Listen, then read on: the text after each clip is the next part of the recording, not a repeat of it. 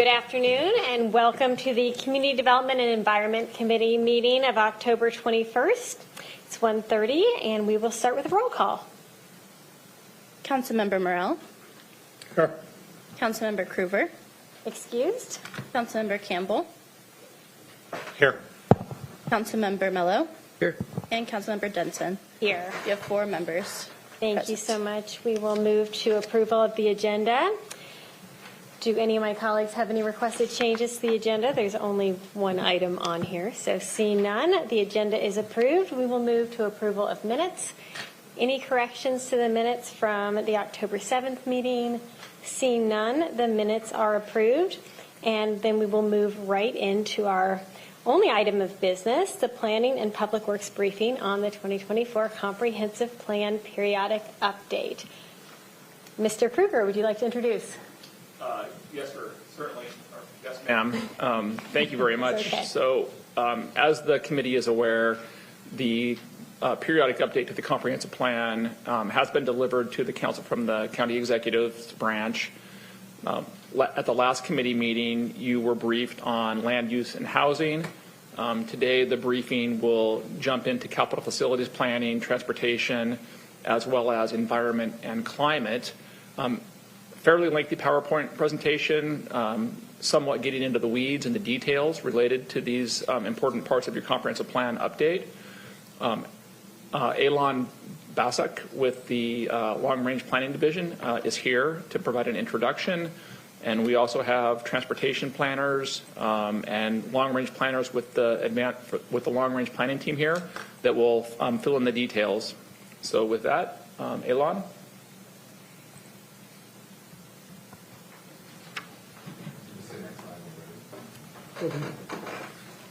Good afternoon. Welcome back, Mr. Basak. Thank you. And thank you for the opportunity to discuss the comprehensive plan periodic update with you again. Next slide, please. So as Mr. Kruger just said, 2 weeks ago, you heard from us on land use, housing, and the design and character element.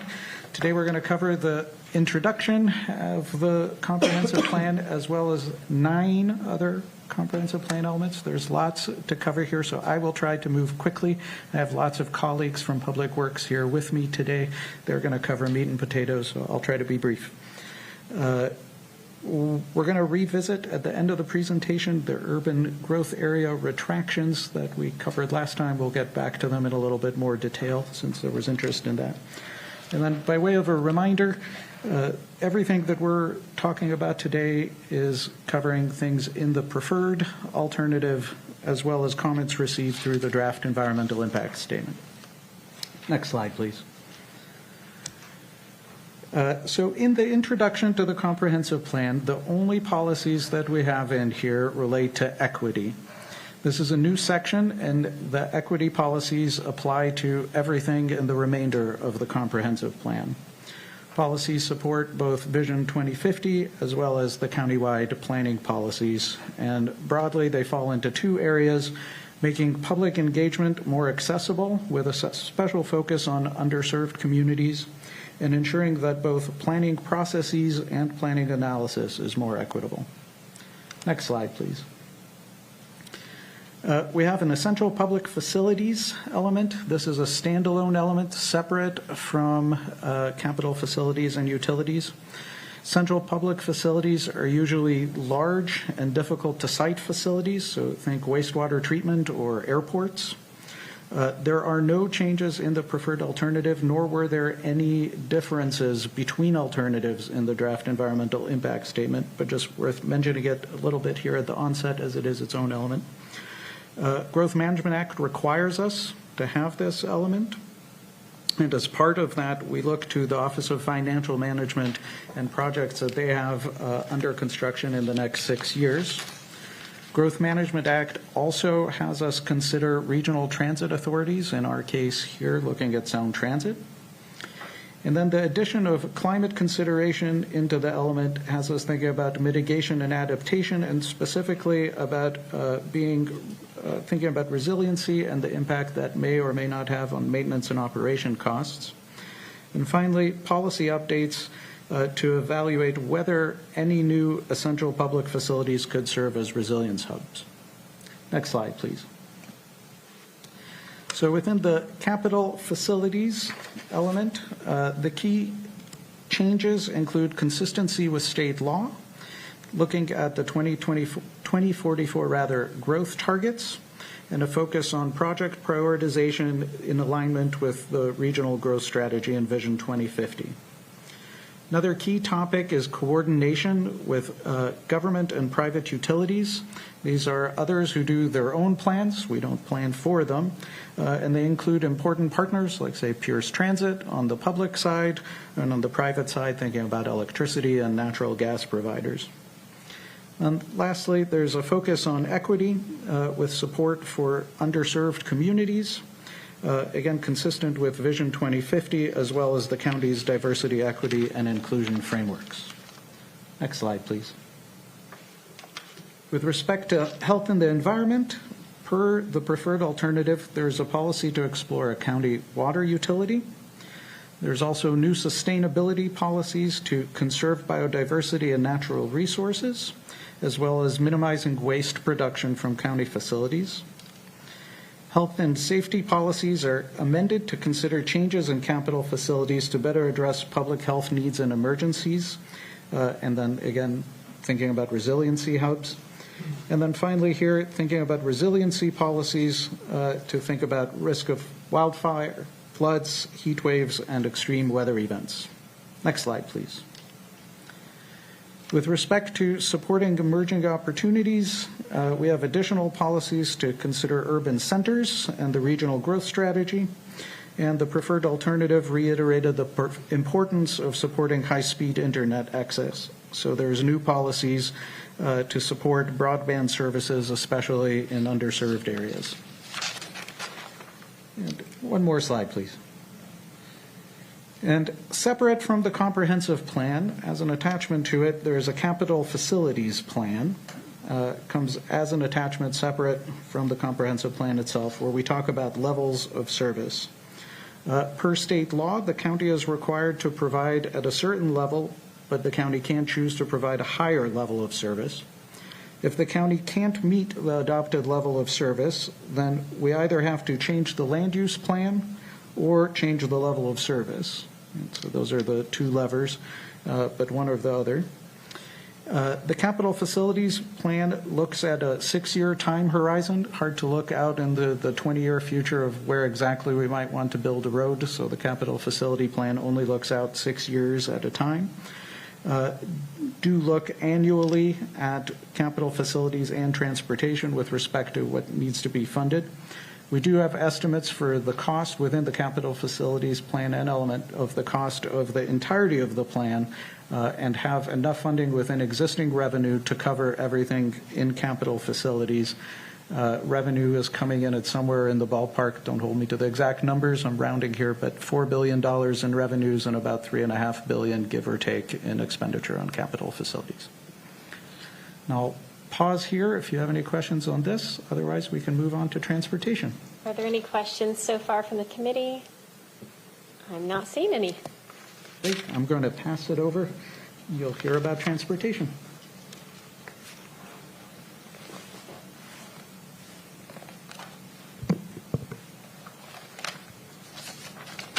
Good afternoon. My name is Mike Galizio. I'm the Transportation Planning Supervisor for the Planning and Public Works Department.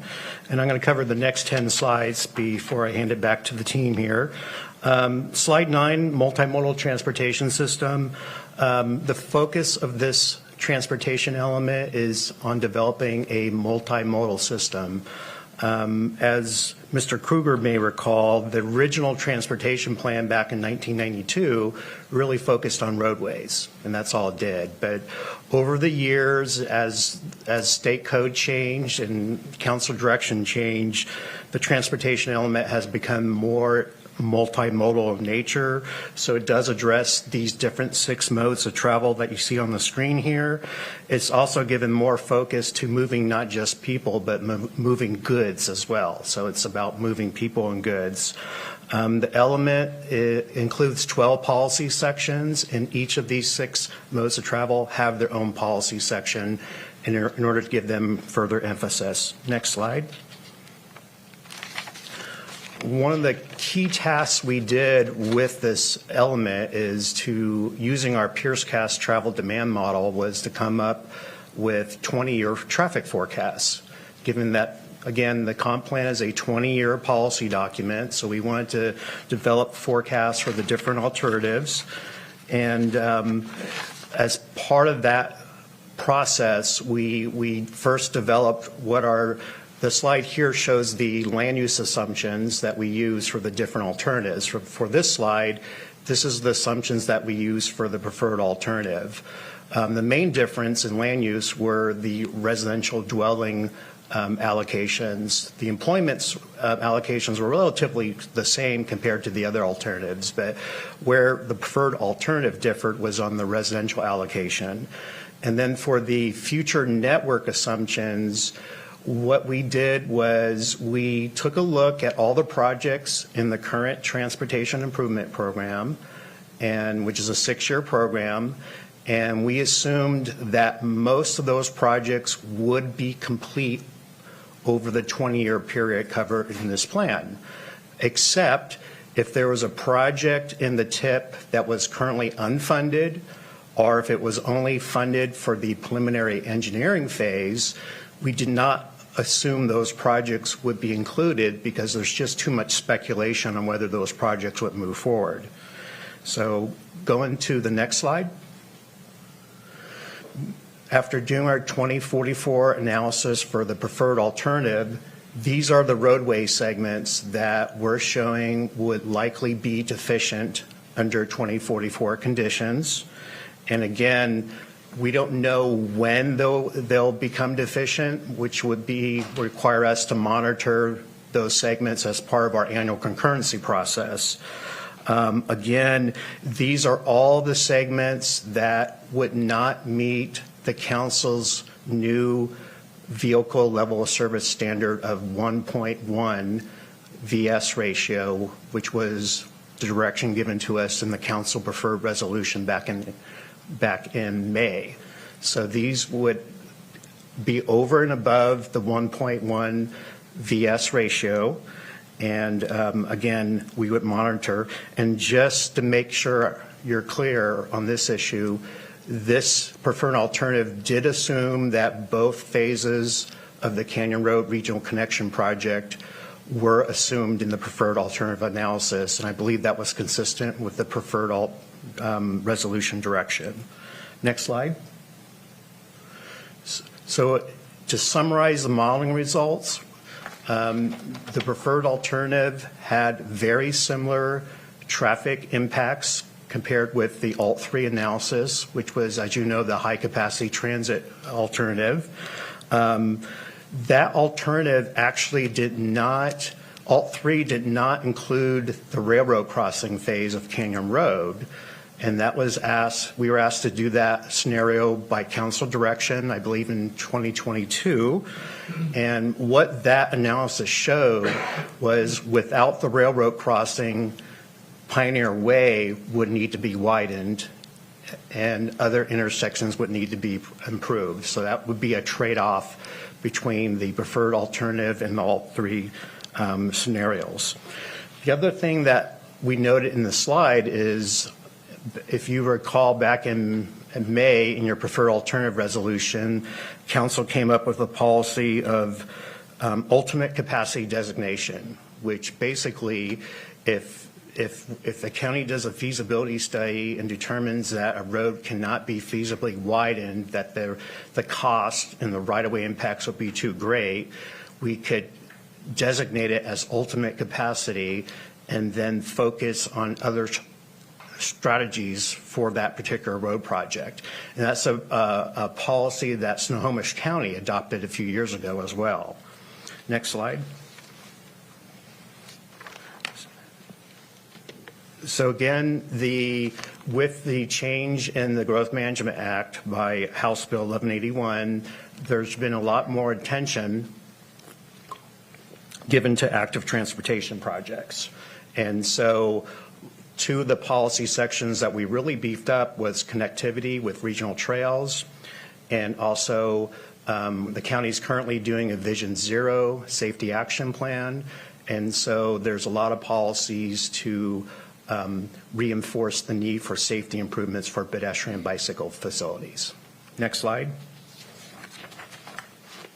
So one of the other things that House Bill 1181 did was it now requires that agencies include pedestrian level service standards in its transportation element. And I know that the council has been briefed on this particular issue before. So basically, we have come up with standards based on what we call a level of traffic stress methodology. And what that entails is looking at a roadway, the traffic volumes, the posted speed limits, and the presence of facilities that are in place, and then assigning it what we call an LTS score. And so we did a complete analysis of the county arterial system, and what we're currently showing is most county roadways are LTS 4. And so looking at the range, LTS 1 means it's pretty good, less stressful conditions for people who walk and roll.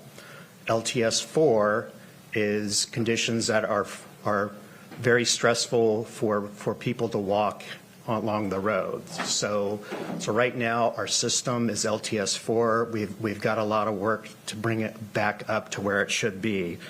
And so if you look at the transportation element on page 66, we've come up with some pedestrian LOS standards that would basically require that arterials within the urban growth area should at a minimum meet LTS 3 conditions. That would be the minimum goal. It doesn't preclude the county as part of individual projects at looking at other higher options. It's just the minimum standard should be LTS 3. Next slide. And again, the same legislation that mandated pedestrian LOS also mandated bicycle LOS standards. And again, using the traffic level traffic stress methodology, we would again look at arterials, look at their volumes, look at their speed limits, and then give them a rating. And again, like pedestrian network, most of the county arterials are LTS 4. And so moving on to the next slide. And then to further prioritize the pedestrian and bicycle system, we've come up with some prioritization criteria. So right now in the transportation element, you'll find basically 2 lists of projects. You'll find a list of roadway projects, and as part of those roadway projects, bicycle and pedestrian improvements would also be required.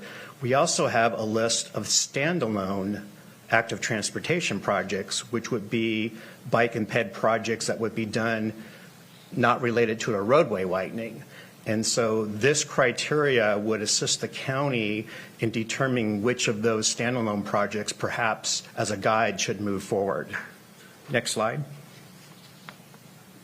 And then finally, again, House Bill 1181 also required transit level service standards, which is somewhat tricky because, as you know, Pierce Transit is the local transit service operator, so they have transit service standards in their planning documents. But as part of the council's preferred resolution back in May, the council came up with this policy to have a transit design-based LOS policy, which would basically provide supporting infrastructure to support Pierce Transit's local service.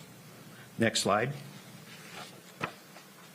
Finally, we want to kind of call out there are other ongoing planning efforts that are currently going on at the same time as this comp plan update.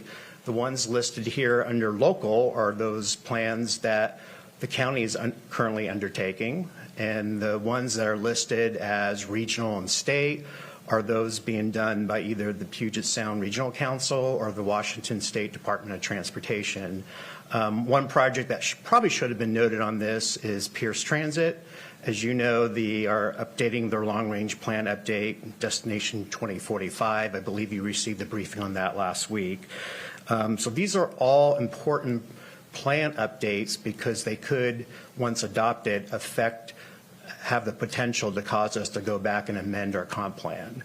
The one that really stands out is probably the WashDOT Highway System Plan.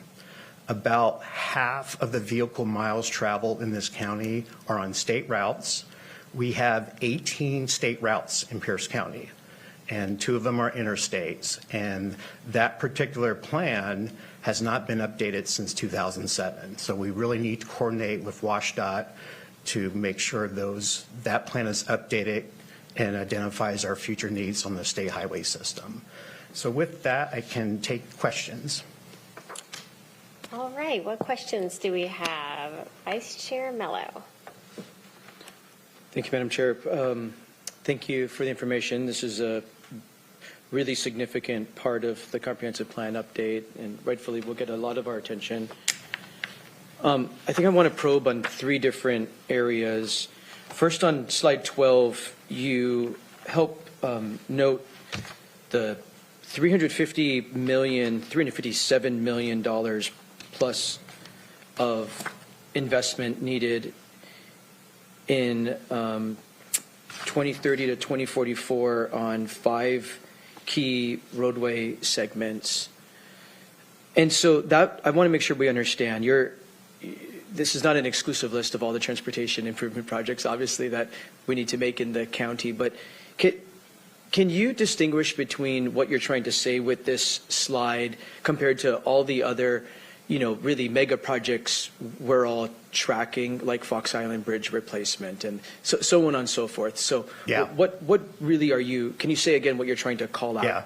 So these are the projects that would not meet the county's concurrency requirements under the new vehicle level of service standard of 1.1 volume to service ratio. So the projects that there's another project in the element that talks about existing and committed projects. Those are the ones that are currently identified as concurrency projects. So these are the future concurrency projects that, based on our modeling, we're projecting will not meet the county's new level of service standard. Now, the challenge will be we don't know when they're going to become deficient, because when we did our modeling, we just did a 20-year model run. So sometime between the years 2030 and 2044, we're projecting that these arterial segments will be deficient. That's why, Council Member, we have an annual concurrency report where we take traffic counts every year, sometimes every other year, and then we also do a 6-year projection to see when these roadways are going to be deficient. And I want to make sure that everyone listening understands what we mean by concurrency here and what we mean by deficient by this definition.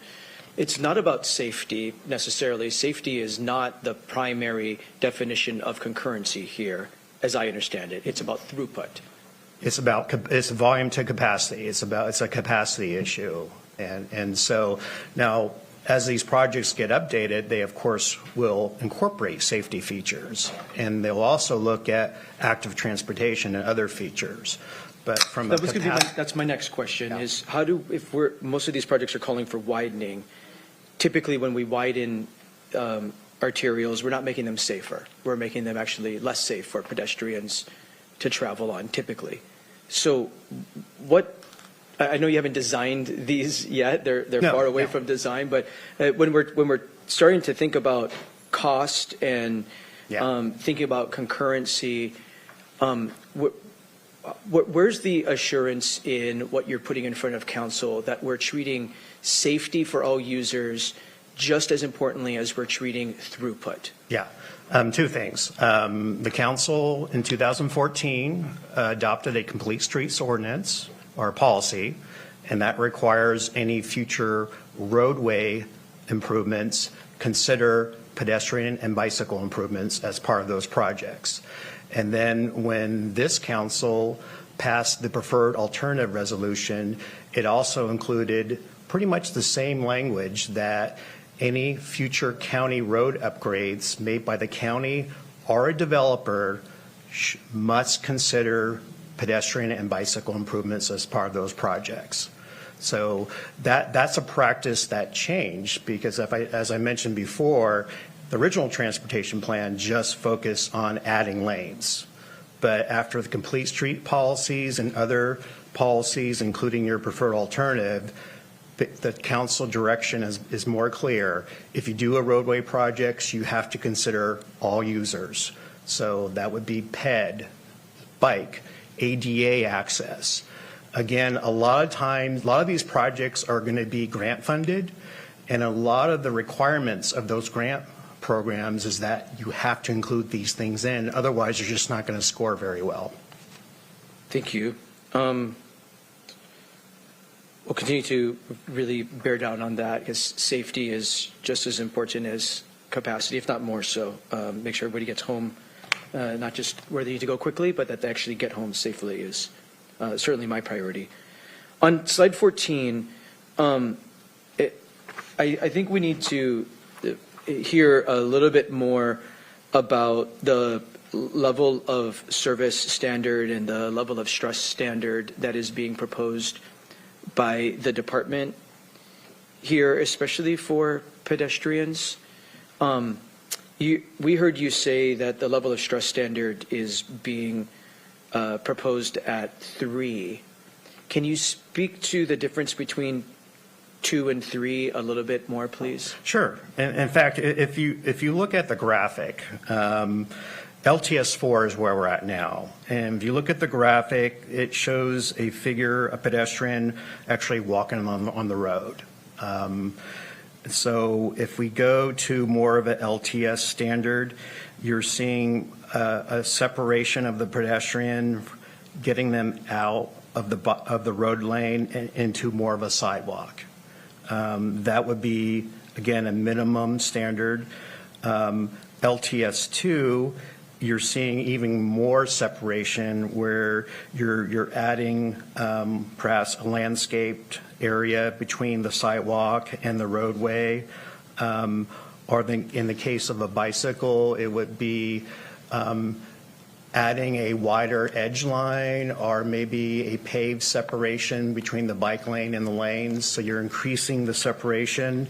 LTS 1 is probably shared use path. You're providing a path off the roadway, preferably with a buffer that is 10 feet or more wider, and that will accommodate both pedestrian and bicycles. So it's basically looking at these ratings. It's separating pedestrians and bicyclists and people who roll from the vehicles. It's that physical separation.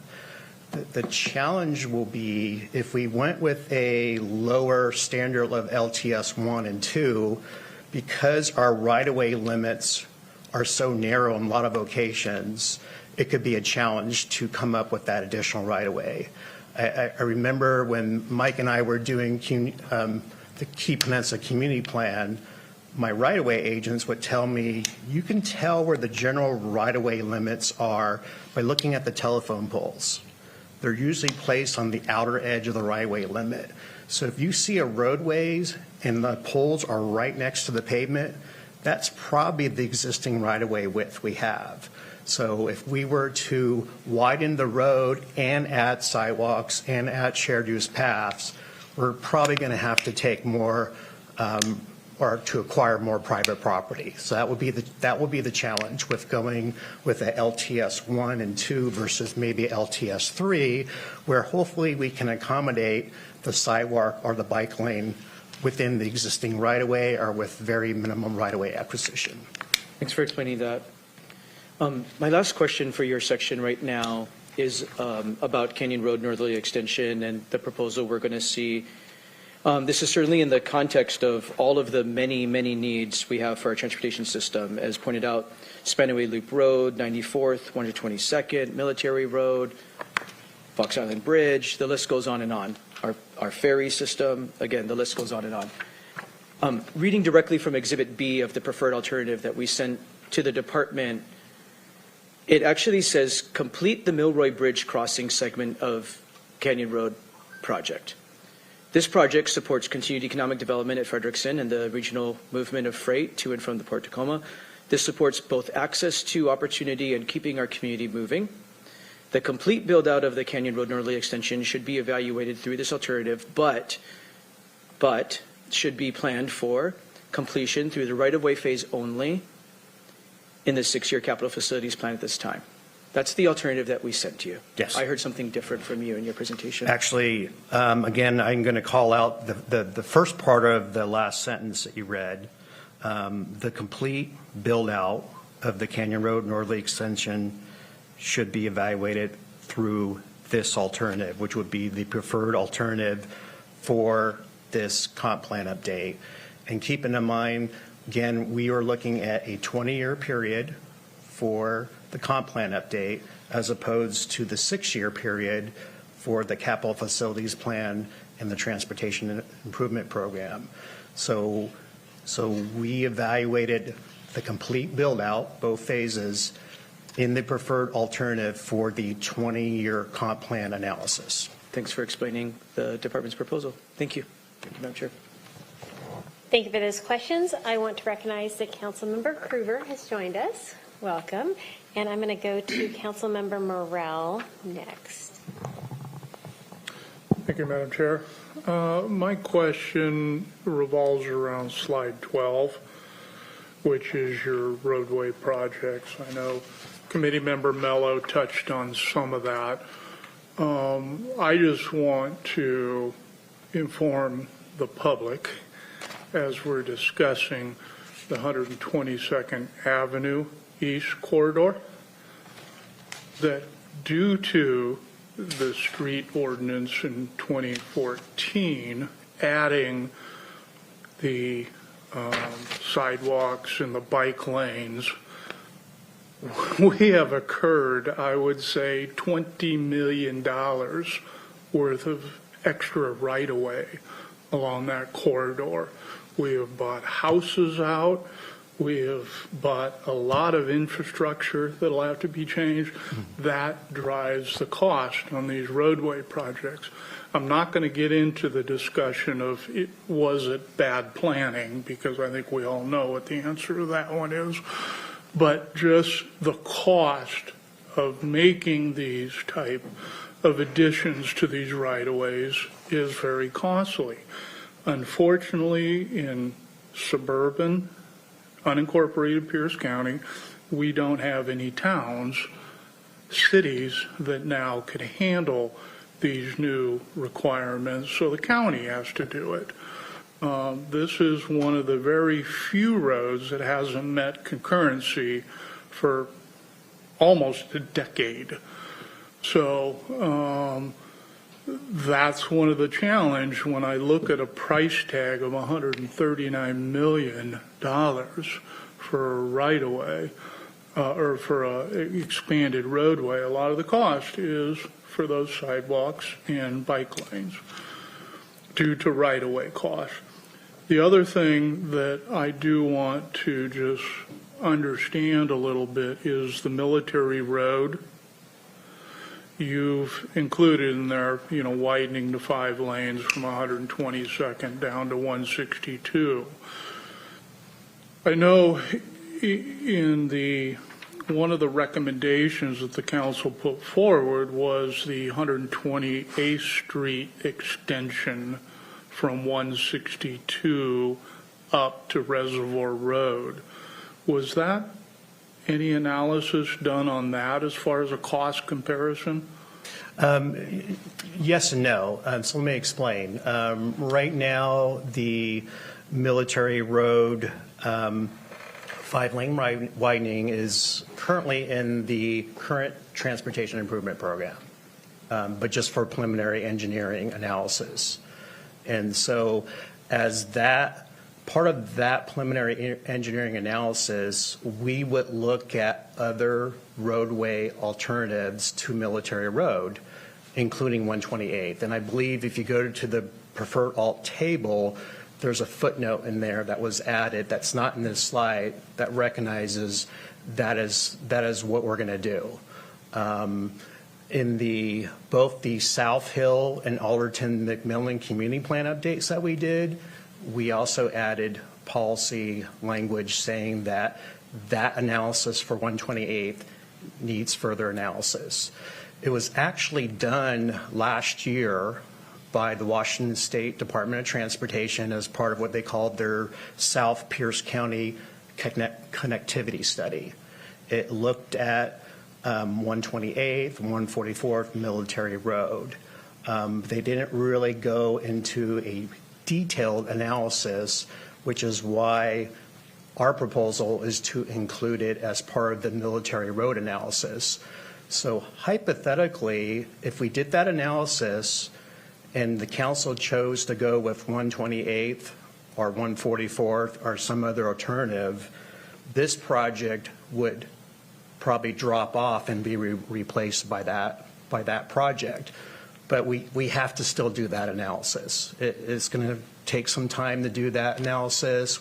Environmental, we got to look at alignments, we got to look at intersections, we got to redo our model. And right now we're updating our model for the South Hill area, so to look at more precise land use, what we call our traffic analysis zones.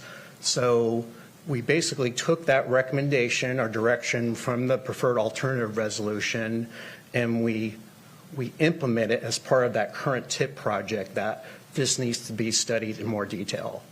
And it's just going to take some time to do that. Okay, thank you for that response, but, earlier you said that, Pierce County is dissected with a lot of state highways, and at least the 128th Street corridor is being updated by WSDOT to include a roundabout in there, one of the first ones around that they're going to do. Also, the new corridor coming down from Tahali at 128th. A lot of dollars, both private and public, going into that corridor.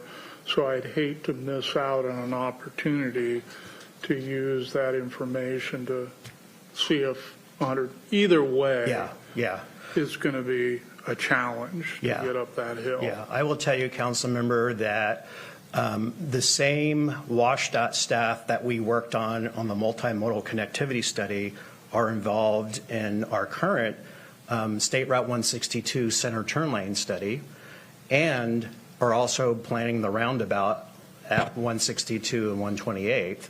So that continuity is still occurring, and not only are they going to be looking at roundabout locations at 128th, but also at Military Road if the council, just in case the council decides to go forward with that project. And they're looking at 11 other intersections to support not only their system, but our system as well. So that coordination is happening now. Okay, thank you. Thank you, Madam Chair. Thank you for that question. Councilmember Campbell. Thank you, Chair. Thank you for your presentation and work on this. I want to loop back on the Canyon Road, starting with the Northerly Extension. What initially was put forward was move the bridge forward, make sure we are studying the next part. You're coming back with something a little more expanded than what we had passed here. Is what we're considering here still putting the Milway Bridge as one of the top priorities moving forward in this county? Yeah, I'm going to, I know Letitia Neal, who overheads our Canyon Road project, I believe she has she's on there. I'm going to let her answer that. So. Okay.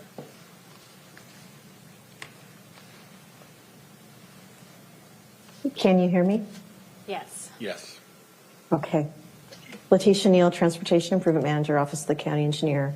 Yes, the replacement of the Milway Bridge is still a top priority. and is represented as such in all of our documents moving forward, planning for future projects. And the Northerly Extension, because Milway Bridge also serves River Road and several others, not just strictly a Canyon Road project. It's a multi project there. The Northerly, then what is referred to, or I'm referring to as the Northerly Extension, the part just south of the Milway Bridge, is that on equal priority as the Milway Bridge? It is still shown in our transportation improvement plan for the direction given by council to fund through the right-of-way phase. So that is what we're focusing on right now, is the finalizing the acquisition of the property needed for that. But the design has been at 90% for quite a while and has been shelved until such time as we are given the construction funding to move forward. So I would say right now, the replacement of the Milway Bridge is definitely a higher priority. Okay, excellent. And I continue to have some concerns over that design, but we're not going to discuss that today. If you could remind me, with the Milway Bridge replacement, and if the Northerly one was in place, and just by a rough estimate, how much traffic flow were we looking at through that corridor?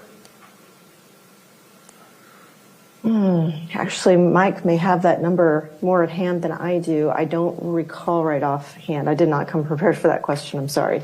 Yeah, again, I'm going to have to defer to either Gary Hendricks or Neil Quisenberry. They may know offhand what those volumes were. Otherwise, we can get it to Mr. Campbell, Councilmember Campbell. Is there someone that has a rough estimate, like hundreds more, thousands more, 10,000 more? Gary Hendricks, senior planner in the working under Mike. The 35,000 was approximately the daily traffic estimate forecast for 2044. Okay, 35,000 daily traffic through that corridor. Okay. Yes. Moving on, we're going to jump south. A lot of emails I've gotten on Canyon Road between 112th and 208th. Lots of serious accidents, fatal accidents. People are telling me they will no longer drive the corridor. They don't feel safe on the corridor. Conversely, the congestion is so heavy that they can't make good time through there during certain times of the day. They're waiting 3-4 cycles to get through lights. We're already, I think it is 10 or 12 lanes wide at some point, so I don't know how much throughput capacity we can create. What in this plan is either studying what's not working in that Canyon Road corridor, providing alternatives, or are we even addressing the complete lack of safety that we are hearing consistently from residents of that area on that Canyon Road? Sure. I'm going to defer to Letitia, and then I'll also add on the safety issues. Letitia Neal, Planning Public Works again. The segment that you are identifying, Councilmember Campbell, is not a specific project that we've called out in our transportation improvement program as yet. The draft that is in front of you today has been prepared through much of the spring of this year before we were aware of the issues that you're referring to, and so has not been included as a specific project. However, awareness does mean that we can start looking into the problems that you're identifying and see if we can't discover what the source of the issues are and put a strategy together to deal with those problems in the future, in a future version of the TIB, or as a standalone emerging project next year, depending on the necessity and the urgency of it. So you won't find it in our transportation improvement plan as drafted and proposed and in front of you in the next month or so, but we are aware of it and we'll be following up on it. Okay. Yeah, and Councilmember Campbell, I just want to add a few things. As part of our Vision Zero safety action plan, that area of Canyon Road is getting more focus. As you may recall, there was a street racing related incident where a fatality happened. And so we've been meeting with the sheriff office to come up with discussions about, revisiting the use of speed safety cameras, perhaps trying to come up with additional funding for more high visibility enforcement patrols, which in the past have been very effective. So in terms of safety, Letitia talked about the improvements, but we're also looking at the enforcement strategies to deal with that area. So it's a combination of engineering, education, and enforcement strategies. So I just wanted to mention that that area is being looked at as part of Vision Zero. And as I understand, most speed safety cameras are located near schools. And so I don't know if we have many schools that actually create school zone on Canyon Road. The other ones we're looking at scan all license plates, and I'm not sure if that's a data level collection that you'll find. I'm sorry, I didn't mean to interrupt, but it's part of the state Target Zero state plan. It notes that there's new legislation in place that allows the use of speed safety cameras in other areas outside schools. There's currently 16 jurisdictions in the state that are using that, including Tacoma and Lakewood. So again, it's one of those things that we're kind of discussing with the sheriff before we come to the council with any recommendations. So the issue that's really come up in the last year on the Canyon Road, I guess southerly, I'll just, that segment of Canyon Road, while there's been a few, as you called it, a street racing incident, there's been way more than the one incident. That one got a lot of publicity, but we've had pedestrians, we've had bicyclists, we've had just general traffic, a high level of accidents, people trying to cross up Canyon Road or having difficulty cross commuting because of the level.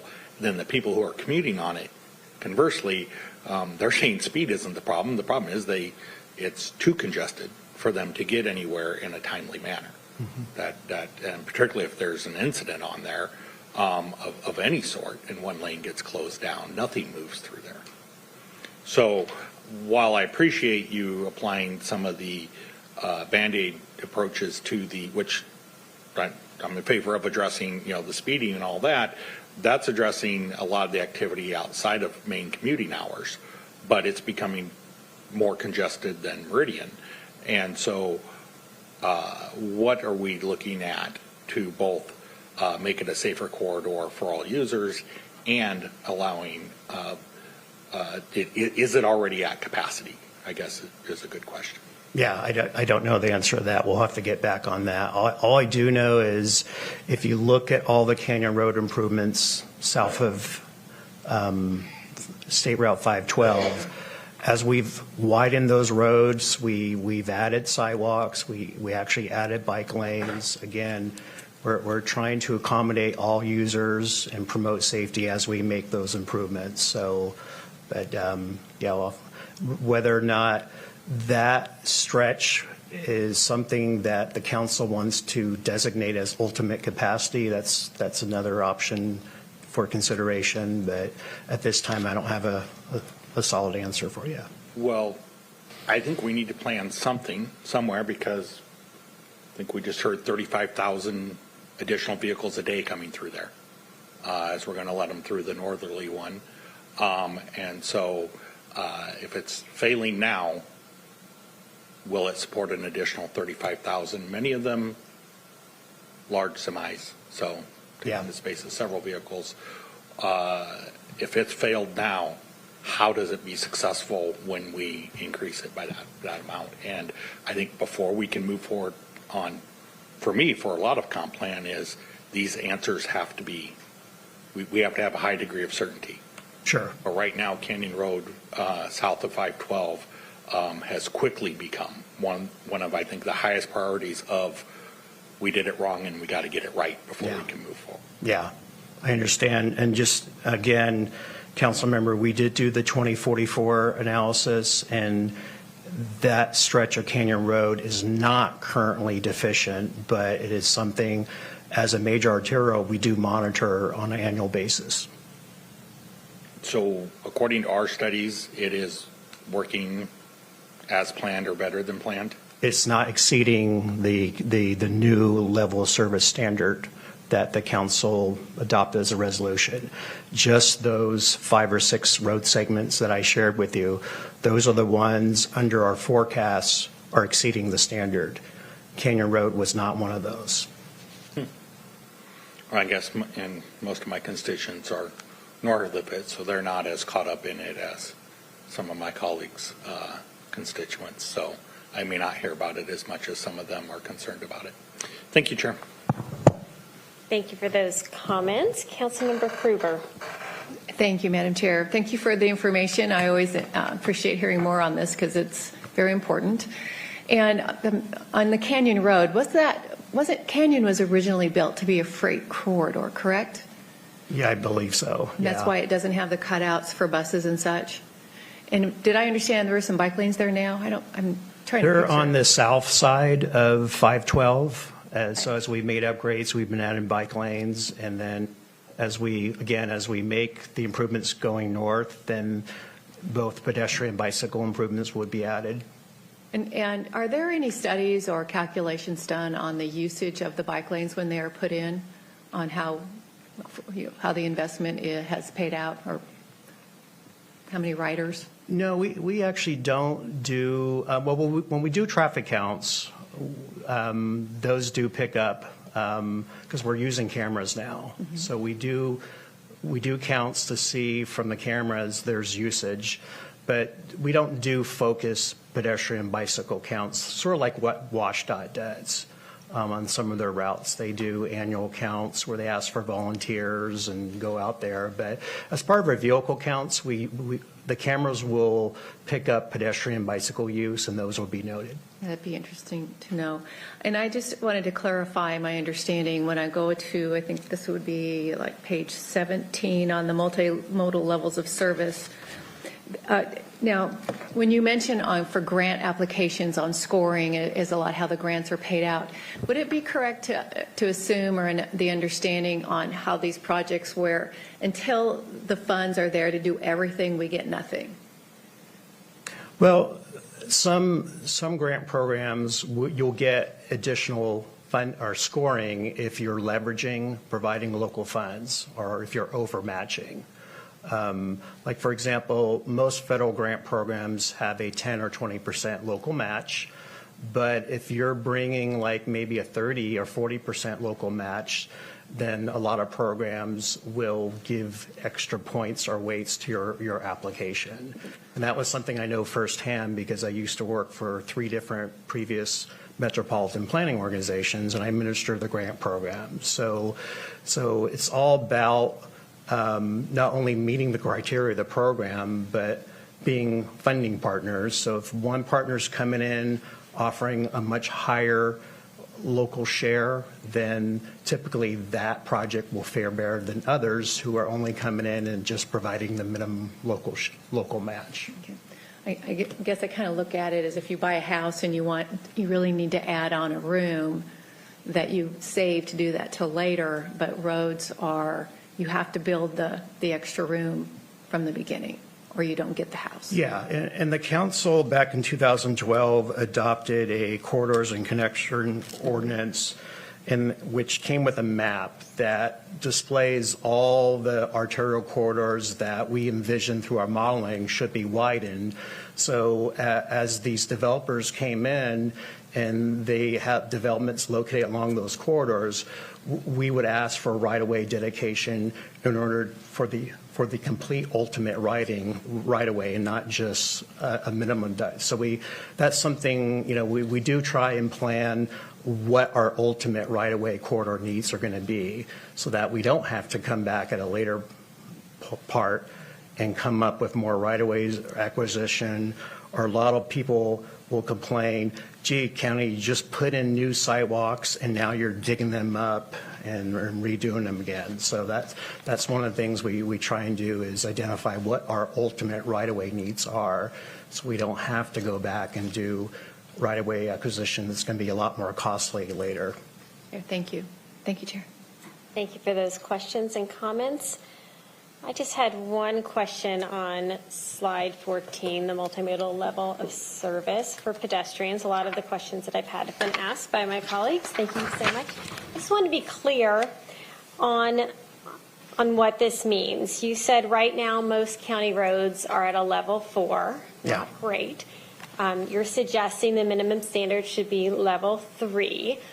Which roads would that apply to, and kind of what is the timeline by which we would hope to have all of whatever roads those are at level 3? Sure, and again, apologize, probably should have included those standards in the PowerPoint, but the way we have it currently written is that we would try and obtain an LTS 3 on any roadway that's classified as an arterial that is located within the urban growth area.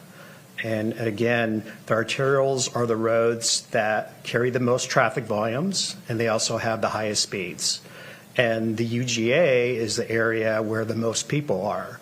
So that's kind of how we came up with that standard, is we need to focus on the busiest arterials with the most populated areas.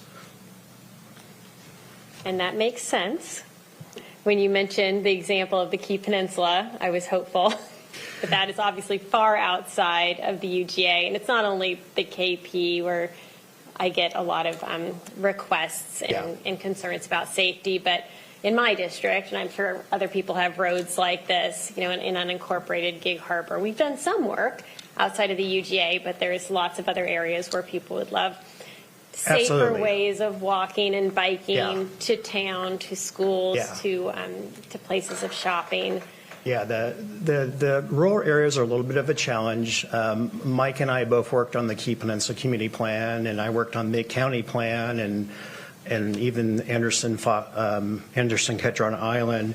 They're outside the UGA, but there's a desire to see pedestrian and bicycle facilities. So a lot of those communities did not want sidewalks because they didn't fit the rural character of the area. So they were very supportive of paved shoulders, which again can be used by both ped and bicyclists.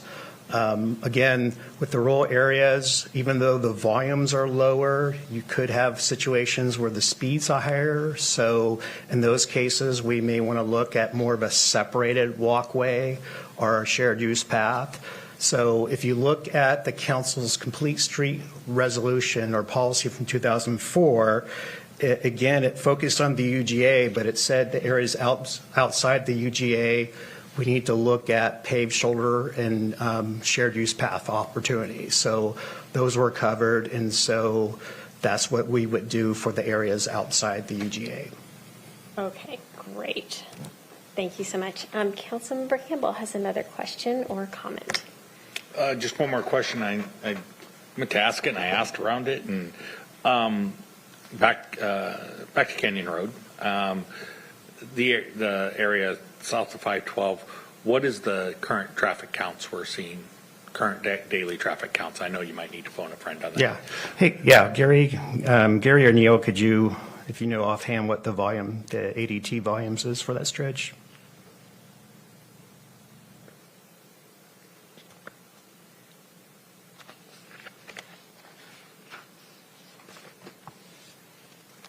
Gary Hendricks again. I do not have that number right in front of me, but I can pull it and get back to you. My guesstimate is that we're pushing to 60,000 currently. Currently at 60,000. Okay. There's Thank you. approaching that, If it is significantly different than that, please let me know. By Thank you. factor of more than 10,000 one way or the other. Thank you. All right, thank you. And Councilmember Krueger. Thank you, Chair. It just reminded me of another question.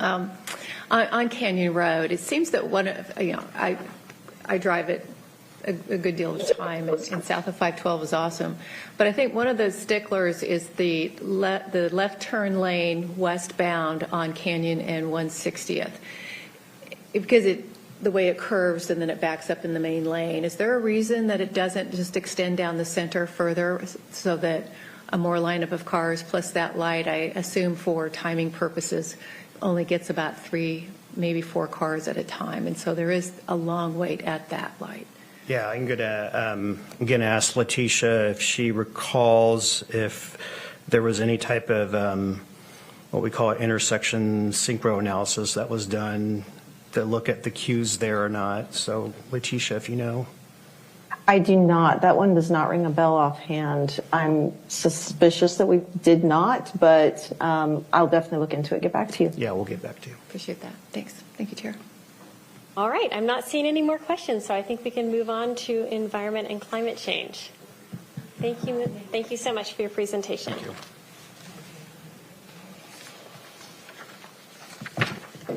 Good afternoon, council members. My name is Becca Book. I'm a senior long-range planner.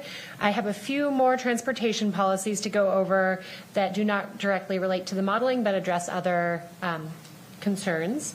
So this will be a nice bridge to the environment and climate change element. It deals with transportation policies that were added to address council's request in 2022 that we incorporate policies that help the county reach our greenhouse gas emissions goals.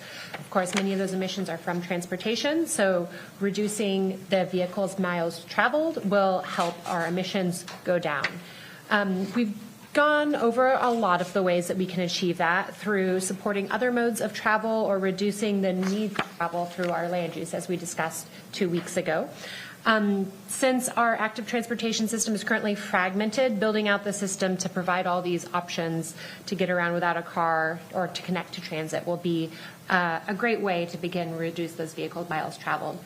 This does also address recent amendments to the Growth Management Act through House Bill 1181 that we will not technically be required to comply with till 2029, but we're making good progress to complying with all those requirements with this update.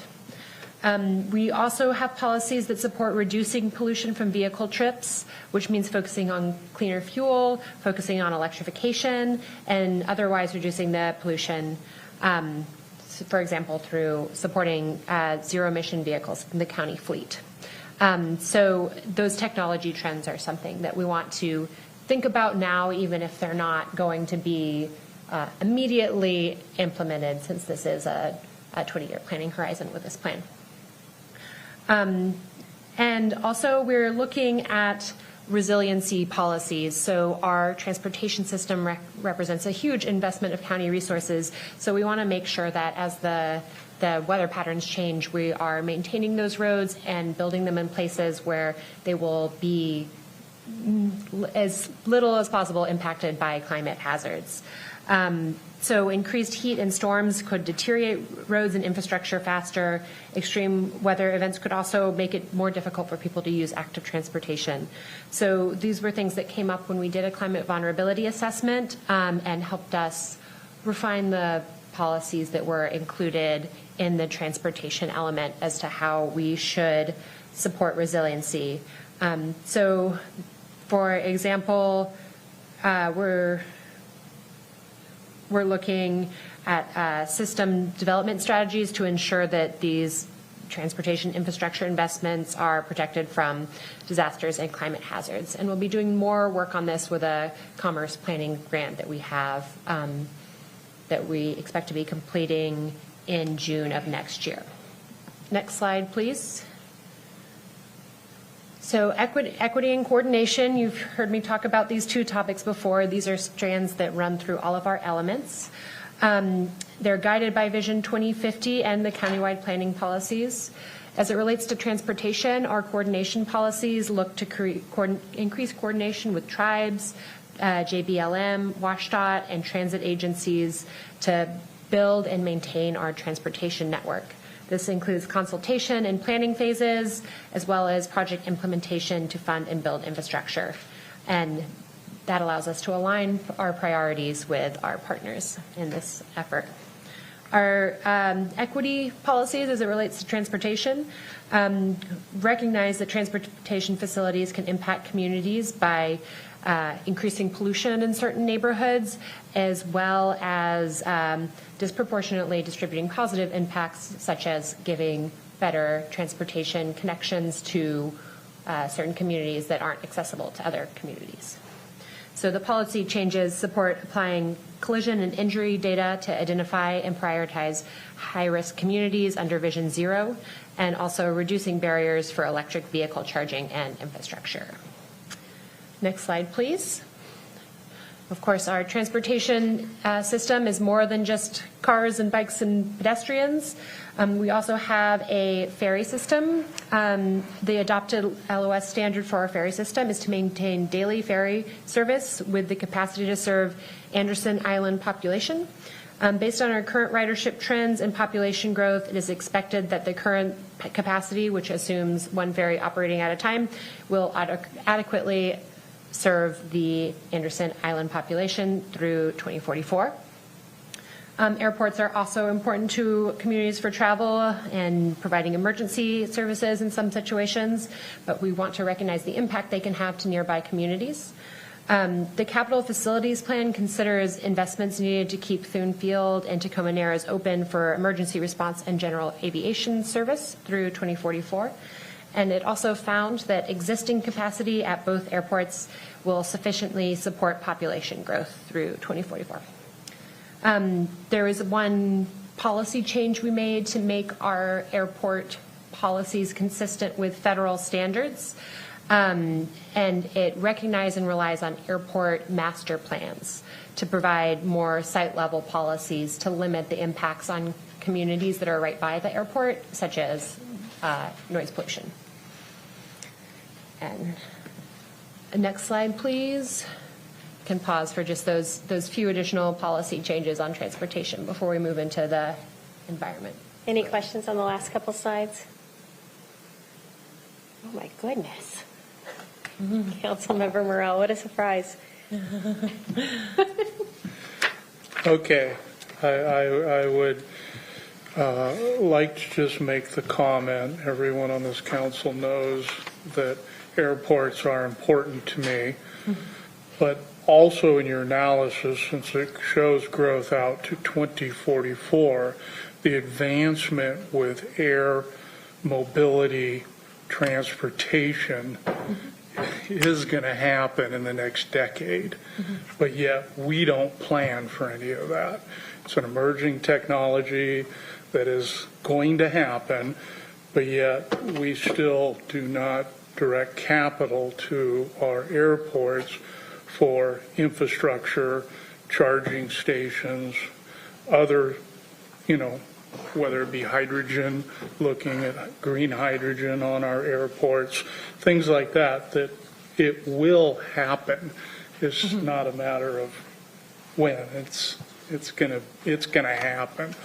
So I just want to make sure that we are forward thinking and looking at urban air mobility as part of our airport transportation system.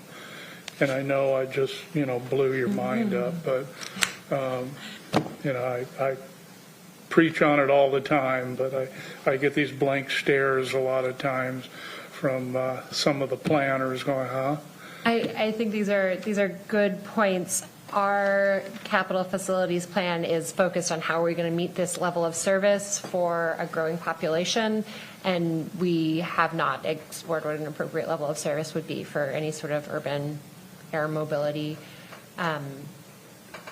There are policies related to sort of like driverless cars. We just noted that that's a future transportation technology that is likely to increase. We don't have that crystal ball to know what we should change about our transportation infrastructure to make it work better. So we've sort of put some thinking on how to future-proof our road network, or to just note that that's important in these policies. There's nothing comparable for air transportation. Okay. There again, I just wanted to put it out there and make sure that, when things really start happening, we're able to pivot pretty quick and, maybe get ahead of the curve in Pierce County. And there again, it will solve a lot of our urban airport problems with noise, and also some of the council members have been concerned about switching fuel to low, no lead, which we need to start thinking about. So anyway, sorry, Madam Chair, I will be quiet. That's great. Thank you so much. Councilmember Krueger. Thank you, Madam Chair. And I too believe the airports are extremely important. I have one too. It's a small one, but it's a mighty one. And so they have an answer, I think, to a lot of the issues in the future. But I wanted to ask, how do you delineate or determine noise pollution in the sense where, how do you measure, here's what it is now, and this is what it's going to be after we do all this investment? Oh, I see. We do not have modeling to actually show the change in noise level along a certain corridor. But there are federal standards as to what is safe for neighborhoods to be exposed to. But are we not following that now? I just don't. A road's a road. And I don't. As it relates to road. Well, I mean, because this is in the transportation element, and under equity, it has limit noise, pollution, and safety impacts in vulnerable areas. I don't know.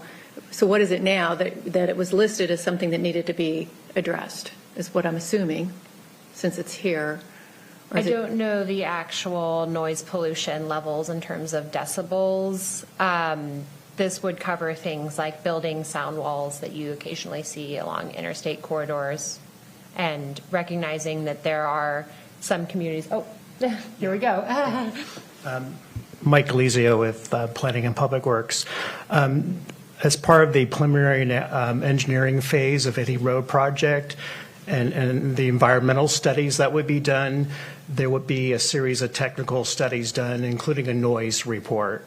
And so there would be a noise analysis that would look at what the existing decibels are now, and then look at the forecasted traffic, and then come up with kind of a forecast of noise levels to determine whether sound walls would have to be done or something like that. So typically noise is addressed as part of the environmental review process. Okay. It just seems, I think, that that's being done already. Isn't that already? I just didn't think that was anything new. I thought that was just kind of part of what the department did without. Yeah. Okay. Yeah, it's done as part of the environmental review process for any road project. Okay. Thank you. And I think I'll have more questions later. Thank you, Chair. Thank you for those questions. Councilmember Campbell.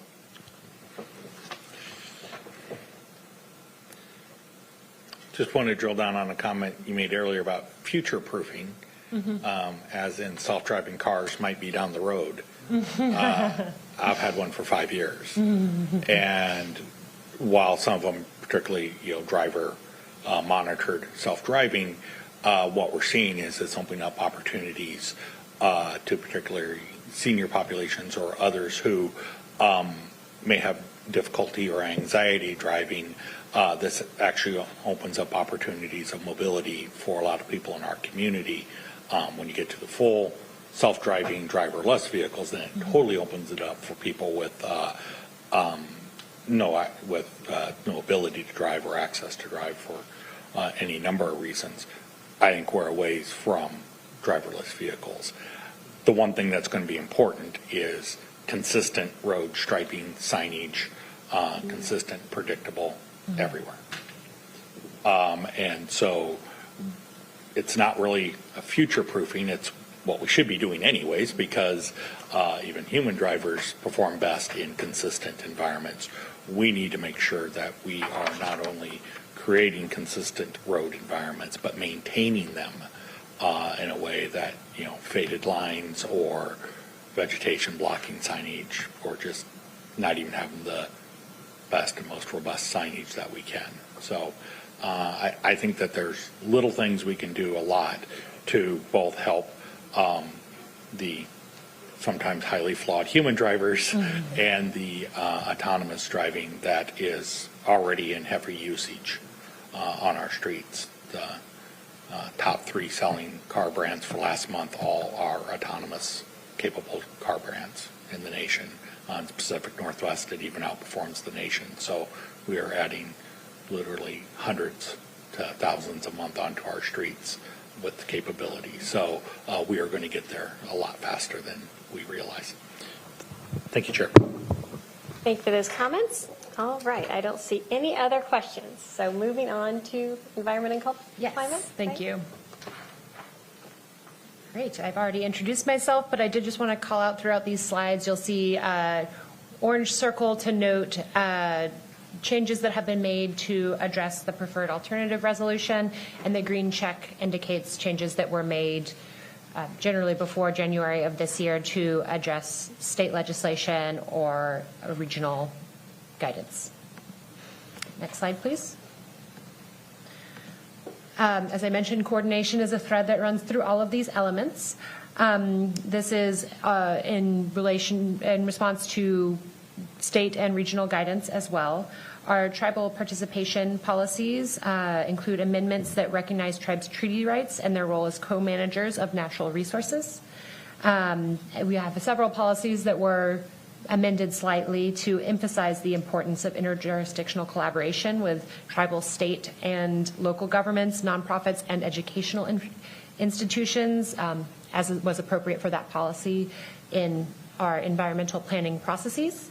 And then we also have a new section that integrates recommendations from existing plans to support protection and enhancement of water quality, quantity, and the health of our aquatic ecosystems. Those are in 2 separate sections.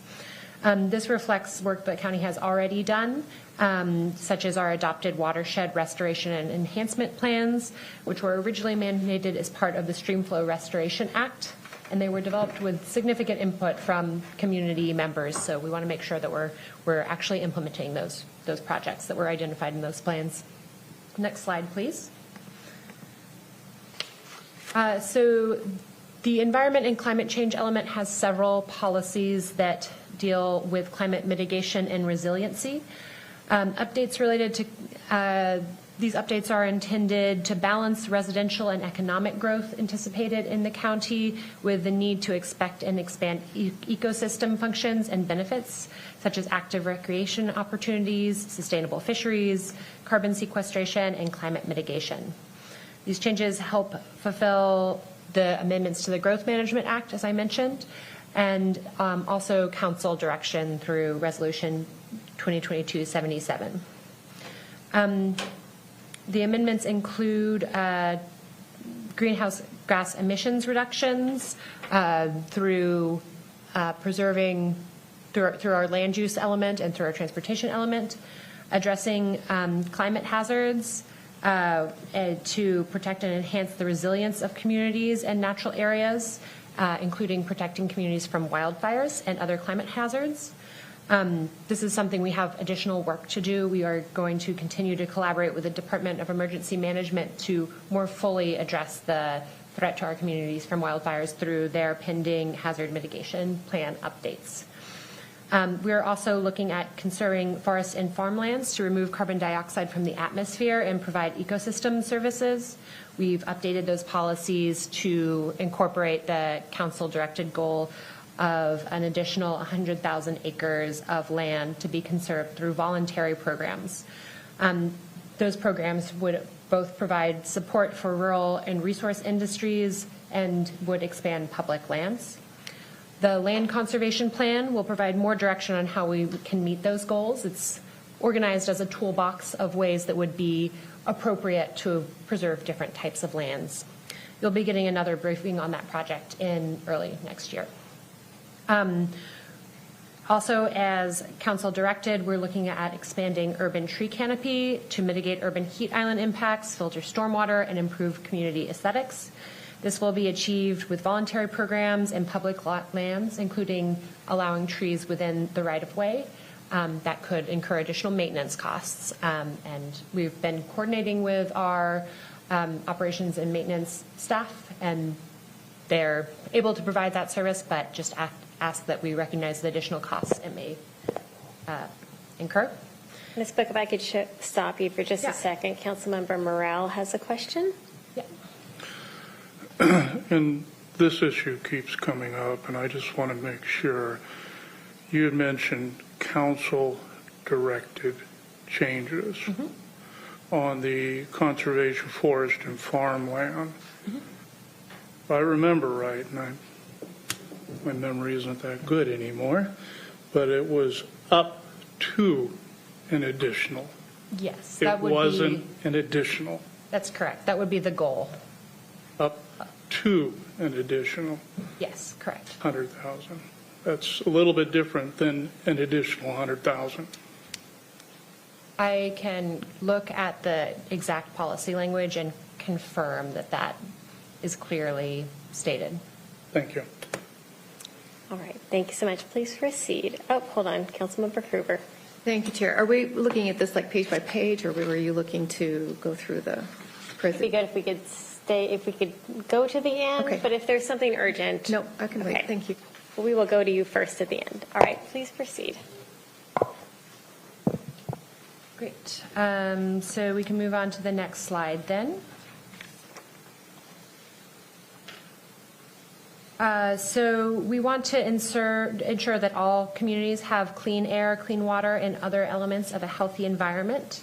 To do that, we have added a new environmental justice section. This contains 6 policies which reiterate the importance of meaningful involvement of all people in the development and implementation of environmental regulations and policies. This is intended to provide support for marginalized communities that have experienced more health impacts from environmental degradation by prioritizing them for environmental restoration activities and services.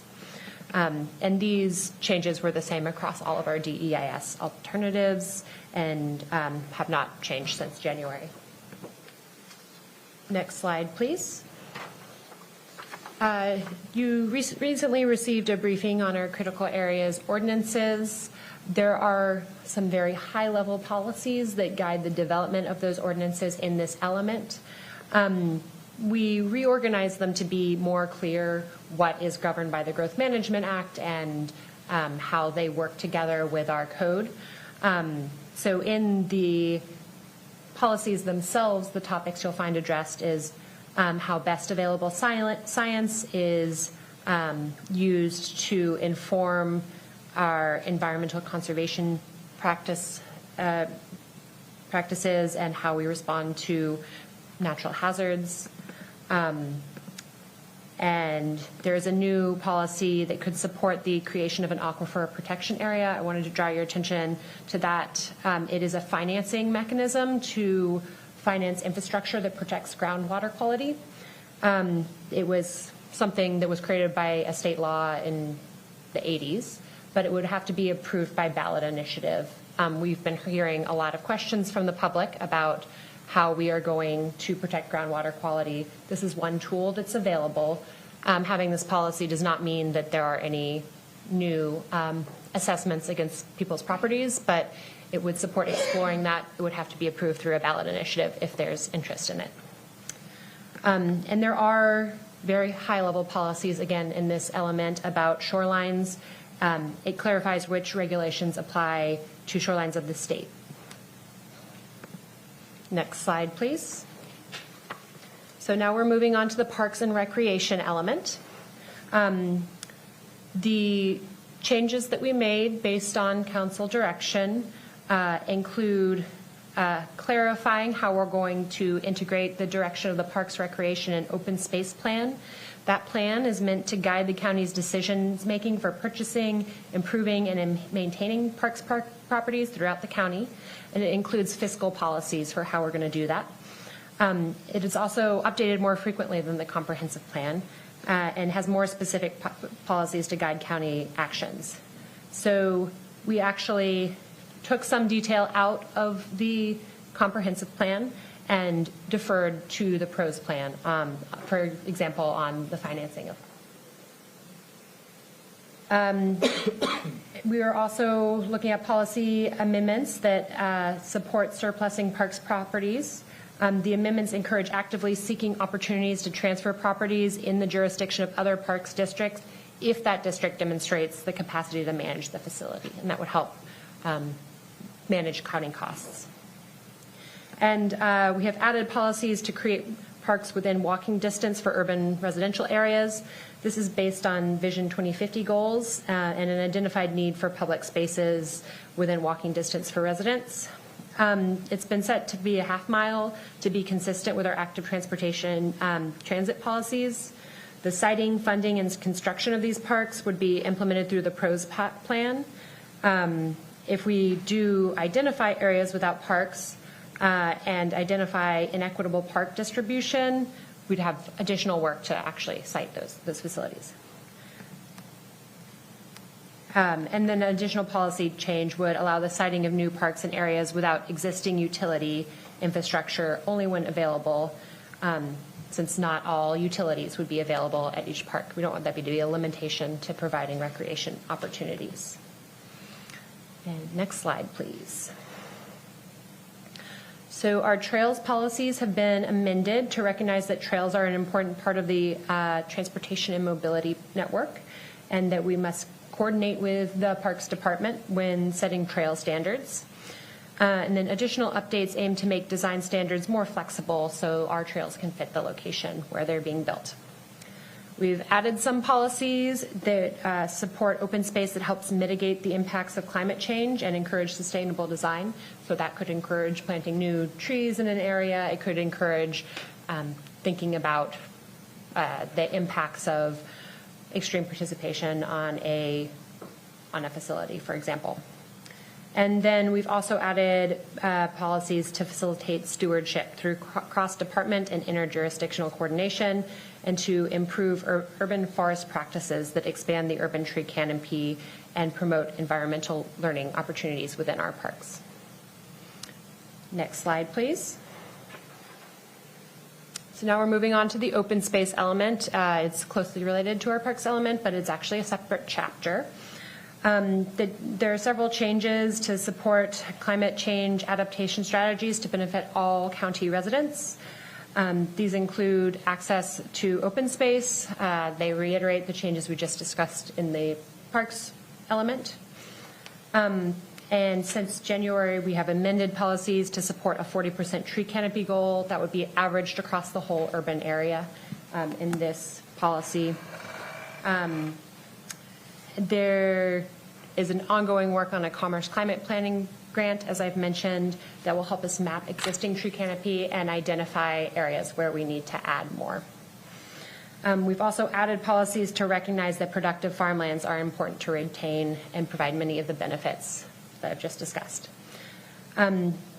Finally, policies in the open space element were updated and merged to be more consistent with the PROS plan, again, deferring to that plan for more detail.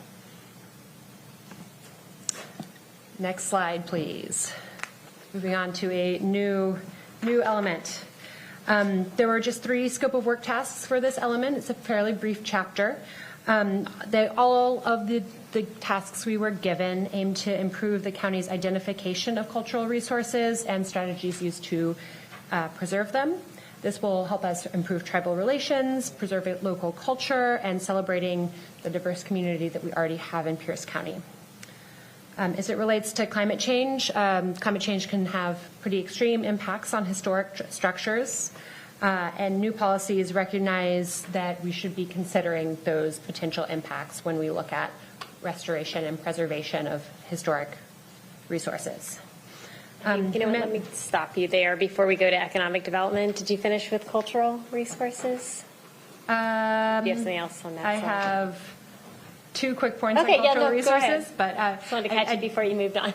Great, yeah, I do want to note we met and reviewed these policies with tribal representatives, and we have ongoing discussions with those representatives about code updates that will help protect tribal resources, in particular as it relates to cultural resource surveys when a new development project is proposed.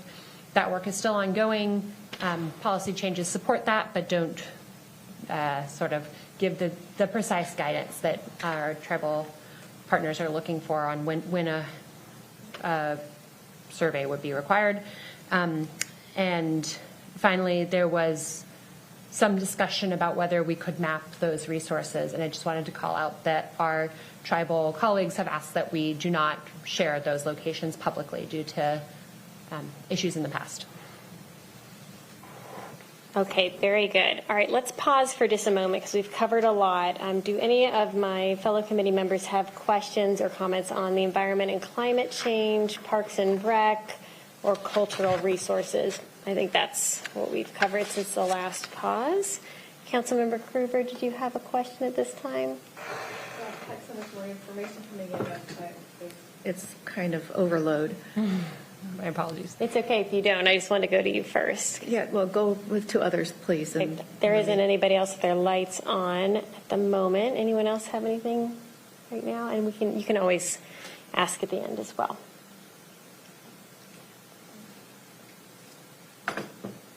Okay, Councilmember Krueger. Thank you. On the farms and conserving the up to 100,000, whichever, it was noted that there will be a cost of maintenance and also for the tree canopy. Was there an estimate given on the expectation of what that will be? No, we don't have estimates. One of the future work items we have is to actually update our design standards to look at what it would look like if we were actually building a county road to have trees within the right-of-way, and doing that level of design will help us get a better estimate of the cost. And at the end of the day, when you look at all of the plans that are being made here and what you have presented so far, are there any calculations on the cost to the taxpayer and on what this would be to implement these programs? Is there a specific program you were wondering about, or as a? Well, altogether in aggregate, it would be how it would come to the constituent. The cost of infrastructure improvements are looked at through either the capital facilities plan, and the parks pros plan would go into costs for the entire comprehensive plan. We don't provide costs because it's a high-level guiding document that defers to these other implementing plans for details such as cost.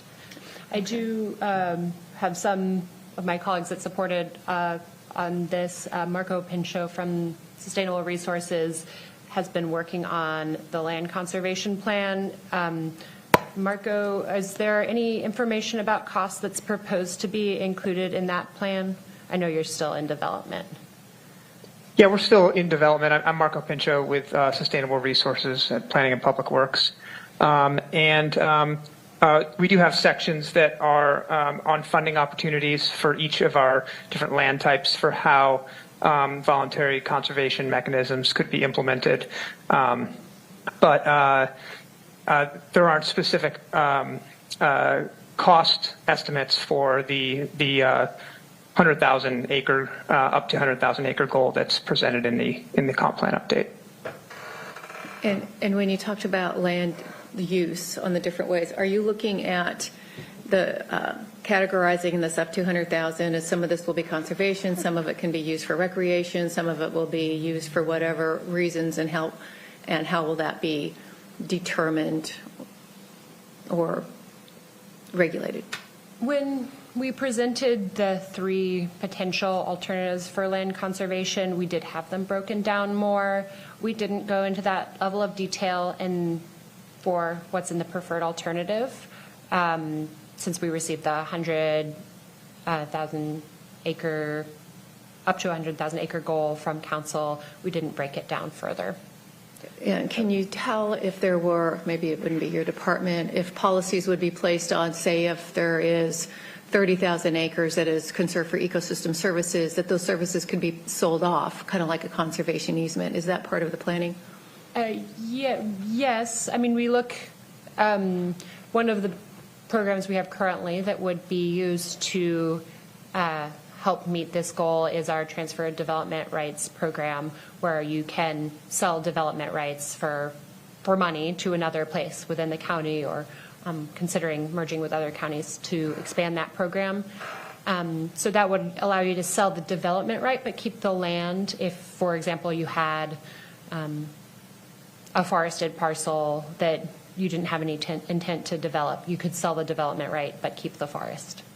and that development right could be used to increase density in an urban area. Yes, I understand that, and that is in perpetuity, correct, on that use? And so for 1,000 years from now, that might be totally inappropriate, but it's like too bad because it was sold off 100 years earlier.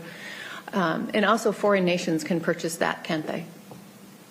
I am not familiar enough with that program to answer that question. But what I was referring to initially, though, was ecosystem services, which is now being valued by the feds and by the state. So if there is pollination and photosynthesis, those kinds of things are being valued now. So those services could be sold off, and that land could only be managed only for that purpose, for conserving that. So there would be no hiking, no bird watching, no recreation.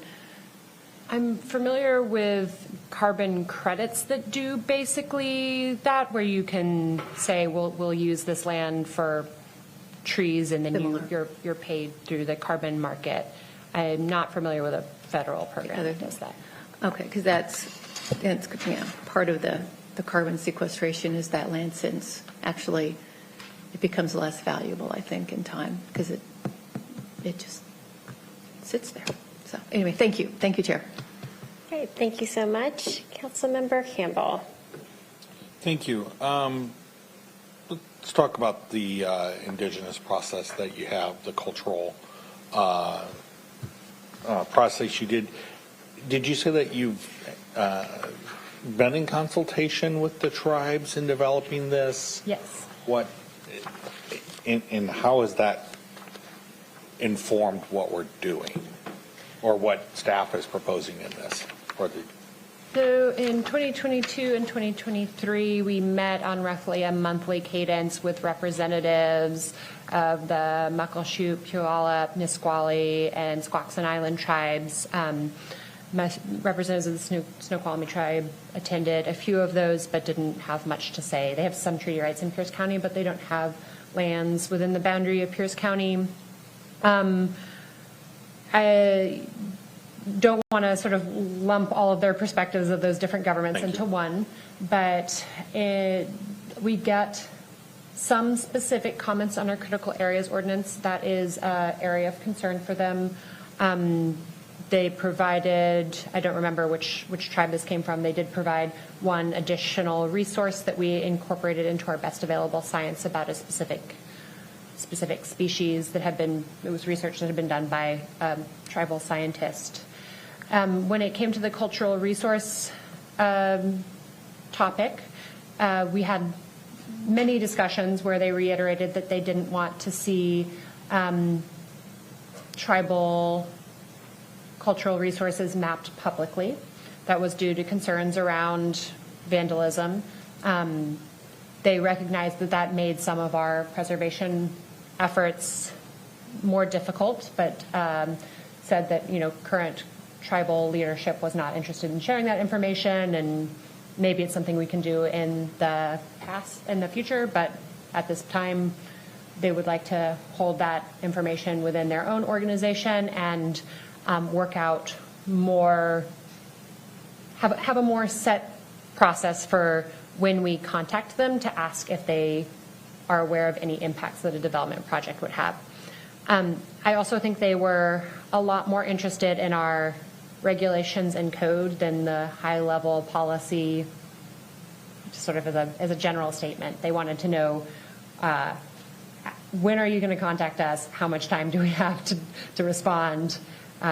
What they wanted to have the enforceable details. This last week, we were CC'd on a letter from the executive to the tribes dated October 15th, inviting them into consultation on this plan. But so that seems on the comprehensive plan? Yes.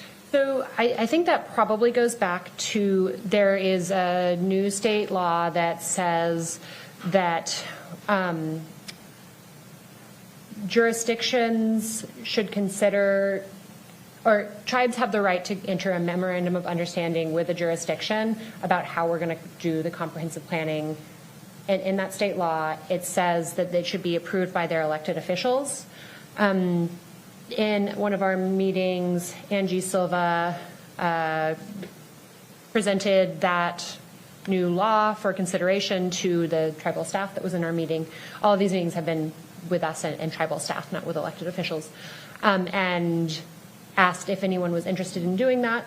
And I do remember the Puyallup saying, do we have to? It takes time for them to get things approved by their tribal council, as it would with any elected body, and they did not see the need for it at that time. But it is, there is a state law that says they have the right to enter a MOU with us if they're interested in doing it. So just trying to understand all this, because it's just CC'd on the request from the executive October 15th. Do we believe that before the final version of this is presented to council, that consultation can be completed? Or are we going to be in a position where we have consultation going on concurrently with council consideration? And you may have a friend over here to the left that's going to help on that. Yes.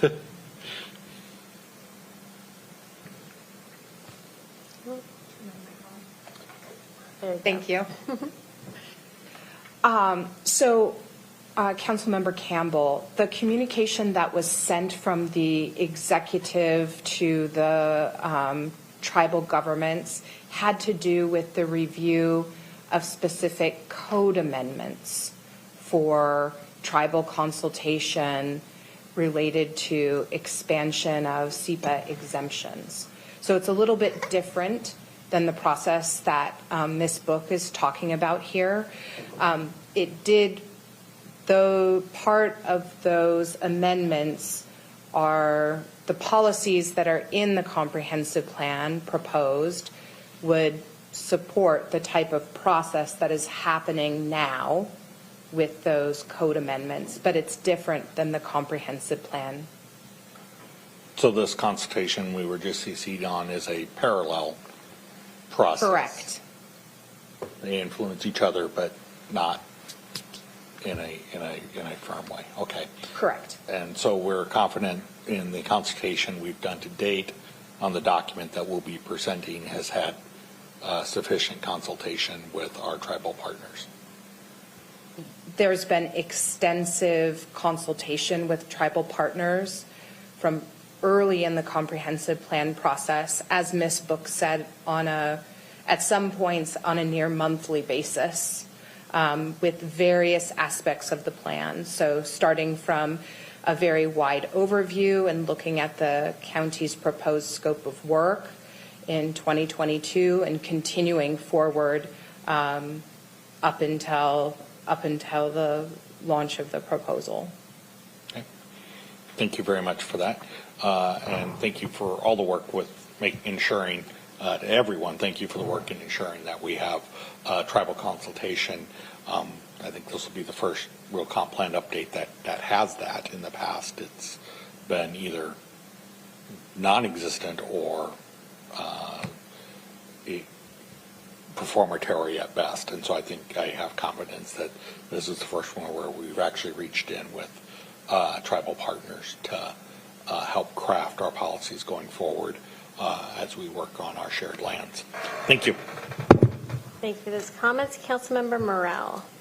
Thank you, Madam Chair. And just wanted to, since we're talking about tribal partners, in this context of what you're talking about under the cultural resource elements, it's more than just historical artifacts, is it not? Or is... That's true. Okay. It includes sacred landscapes, some natural resources that tribes have treaty rights to. Okay. And I'm not going to be nitpicky, but I think when you're talking tribal partners, you need to have more than a arrowhead that you're making reference to. So I just think that if you're going out in the public with that, it needs to be more than that. Thank you. Thank you for that comment. Councilmember Mello. Thank you, Madam Chair. I just wanted to probe on two different areas. I first want to probe on the tree canopy policy goal here that's in the comp plan and what's to come with the associated regulations and programmatic work to come. So similar to the 100,000 acre conservation goal that we have in the comprehensive plan, you continue to remind us that we have a forthcoming land conservation plan that is the companion to that policy statement of up to 100,000 acres of additional conservation of working lands and habitat lands. So with that concept in mind, we have the land conservation plan with the 100,000 acre goal. We have a tree canopy goal, which is robust. What are we going to be able to expect in terms of programmatic work or code changes or other work to speak to that tree canopy goal to help make it more of a reality and not just a policy statement? There's one thing I'm working on, and then I'm going to call on Marco. So the first step that we're doing now with a Commerce grant is to inventory what we have now. There are existing data sets that look at tree canopy. There are a lot of them. We need to decide which suits our needs, which will be updated regularly enough, and if additional data collection is warranted to see where we have trees now and to track our progress towards this goal. And then in our Sustainability 2030 plan, there was a goal, an action for a urban forestry management plan, which Marco has continued to work on. If you want to speak more about that. Yeah, sure. This is, again, Marco Pincho, Planning and Public Works Sustainable Resource Department. In the Sustainability 2030 plan, within the Nature-Based Climate Solutions section, we have an action NCS2 urban forestry, which does call for the creation of an urban forestry plan. So we don't currently have an urban forestry plan, but there is work being done to collect data that will be able to inform that process. This past summer, we did a heat island study in partnership with the Tacoma-Pierce County Health Department and the Tacoma Tree Foundation, where transects were driven around the urban unincorporated area, and a few other cities, Puyallup, Fife, and Lakewood as well got mapped. Tacoma's already been mapped. So we've identified some areas that have extreme heat during summer heat island events. And then we also know about the current state of the urban canopy within the UGA, and it varies greatly. There are some census blocks that have urban canopy as low as 7%, and there are others that have urban canopy as high as 60%. And so a goal of 40%. I believe our average is currently around 33 across all those census blocks. So bringing that up to 40 will take both tree conservation as well as tree planting. And then if we could also think about what the individual census block, what a minimum is for a census block, that might come out through a urban forestry planning process in the future. So I look forward to council direction on how to do that work. And I also just wanted to note that in the council preferred alternative resolution, it said that we should rely on existing tree preservation codes. So at this time, we're not considering changes to development regulations to look at preserving more trees on private property.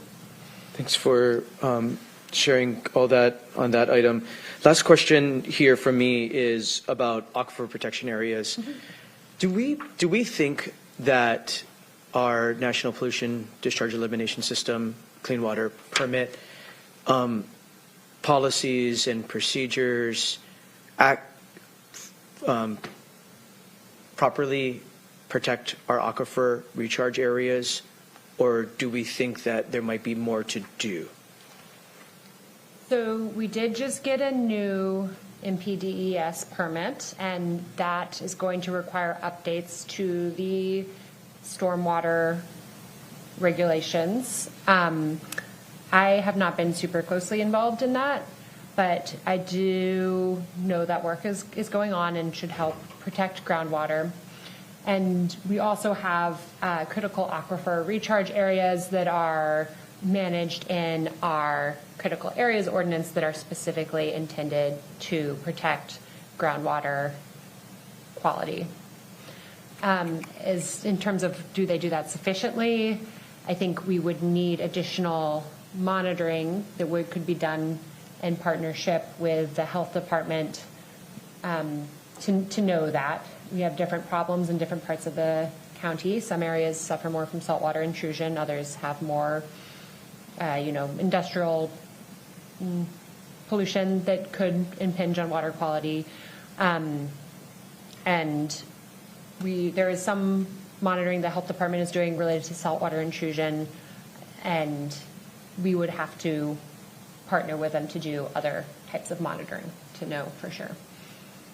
Thank you. Probably something for us to dive into some point in the future. There is some monitoring going on, but really getting our arms around this major area and seeing what more resources our staff needs in order to really understand this really complicated system. So just thanks for that initial response and those initial thoughts. Thank you, Madam Chair. Thank you. All right. I don't see any other questions, so I think we can move forward. Economic development. Great. This is our final element to review together today. So I just wanted to give sort of a big picture overview of how we're thinking about economic development in different parts of the county. Within urban areas, we're looking at how we can support a jobs housing balance so people don't have to commute so far to their jobs, especially having jobs and housing both near transit corridors. We're also looking at having best practices in forestry and agriculture in our rural areas that would also support food networks throughout the county for both our urban and rural residents. And industrial areas, we're trying to encourage sustainable business practices and resilient supply chains so that if there is a natural hazard that occurs, it doesn't break down our industrial economy. Next slide, please. So the three most impactful changes in this element include some access to opportunity policy changes. These were made based on regional guidance through Vision 2050. We added economic policies associated with education and training to expand internships, job training, and education, particularly in emerging industries and trade, those that we expect to keep growing over the next decade or two. And we're also including changes that have a new subsection on economic opportunity that support affordable access to public transportation for work commutes, that support affordable access to childcare, that improve access to contracting opportunities with the county, and that prioritize assistance in commercial districts and lower income areas. Another one of these threads that runs through all of our elements. We wanted to support sustainable, healthy industries. We're making changes that would include encouraging economic development that can sustain the impacts of climate change, such as on-site energy backups, energy efficiency goals, and development of risk management plans and supply chain analysis. Again, so that if a climate hazard happens, we're not without food or we're able to still get products in and out of our industrial areas, and encourage economic development which practices climate sustainable business activities such as recycling-based industries, sustainable products, and support for best practices in forestry and agriculture. We also have a number of small business policies that supports entrepreneurship with a focus on minority, veteran, and women-owned businesses by supporting management, financing, and technical counseling. And these efforts are intended to assist with compliance with regulation, getting policy feedback, and identifying opportunities for business growth. Next slide, please. There are a number of economic sectors that we wanted to recognize and be sure that were reflected in some of the numbers that are in our context and background sections of the economic element. Joint Base Lewis-McChord is a huge contributor to our county economy, and our policy amendments support efforts to enhance that impact. Local and regional tribes also play a role in driving our economy. We met with the Puyallup, Squaxin Island, Nisqually, and Muckleshoot tribes and identified their tribal economic contributions. It included policies to enhance that impact, including work that these tribal nations do in international logistics, cannabis retail, broadband infrastructure, and sales and construction services. Next, their Frederickson Manufacturing and Industrial Center is one of just 6 employment-focused centers in the region. So we want to retain this designation, and to do that, we are incorporating guidance from Puget Sound Regional Council. They gave us that guidance in 2022 through a certification report.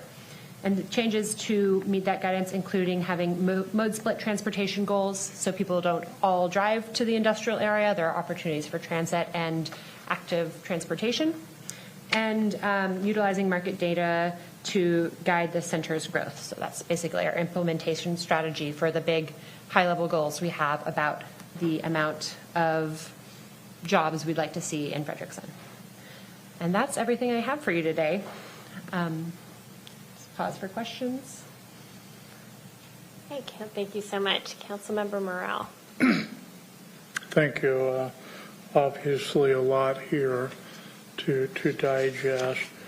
As far as economic development goes, who are you consulting with? We spoke with our economic development department within the county. We spoke with tribal representatives.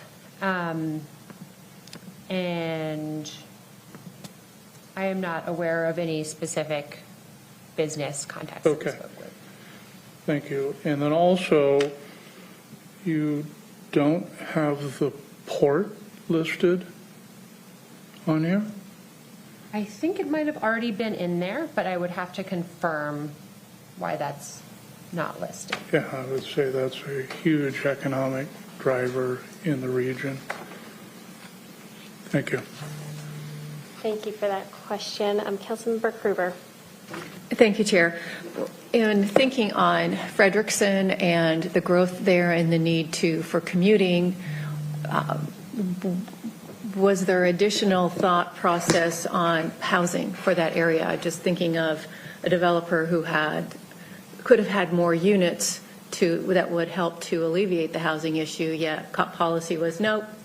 You need to have XYZ there, therefore, even though in the long game it didn't matter, but just because there were 4 or 5 units that couldn't happen because of codes. Are you looking at enhancing things to make it so there are more units available for people in a Frederickson area, in an area where there will be planned for more employment? Or if there were a scenario that if we had this policy, more houses could be available there in order to. Do you know if it's within the employment corridor zone or one of those? It was close, but not in it. It's still, even so, and it's within the UGA. I'm not familiar with this specific. It should be something generic anyway. Okay. In that sense that, hey, it's not that far. It's closer than what most people commute. Mm-hmm. And yes, I mean, we do want to have a job housing balance and make sure that there are houses closest to all sorts of jobs for people from a range of walks of life.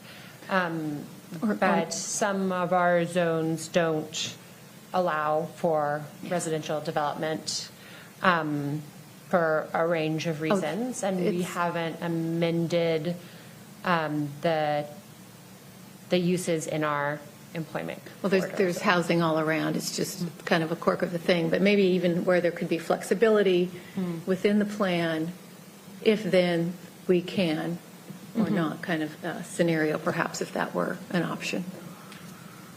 Yes, the uses are governed by our development regulations, and that's something that could be considered as we review those. It's flexibility, I think, is a very important element. So thank you. Thank you, Chair. Thank you for that question. Any additional questions for this area? I'm not seeing any. Thank you so much, Ms. Book. Appreciate. My colleague Robert Perez is here to talk about the urban growth area amendments. Welcome, Mr. Perez. Hello.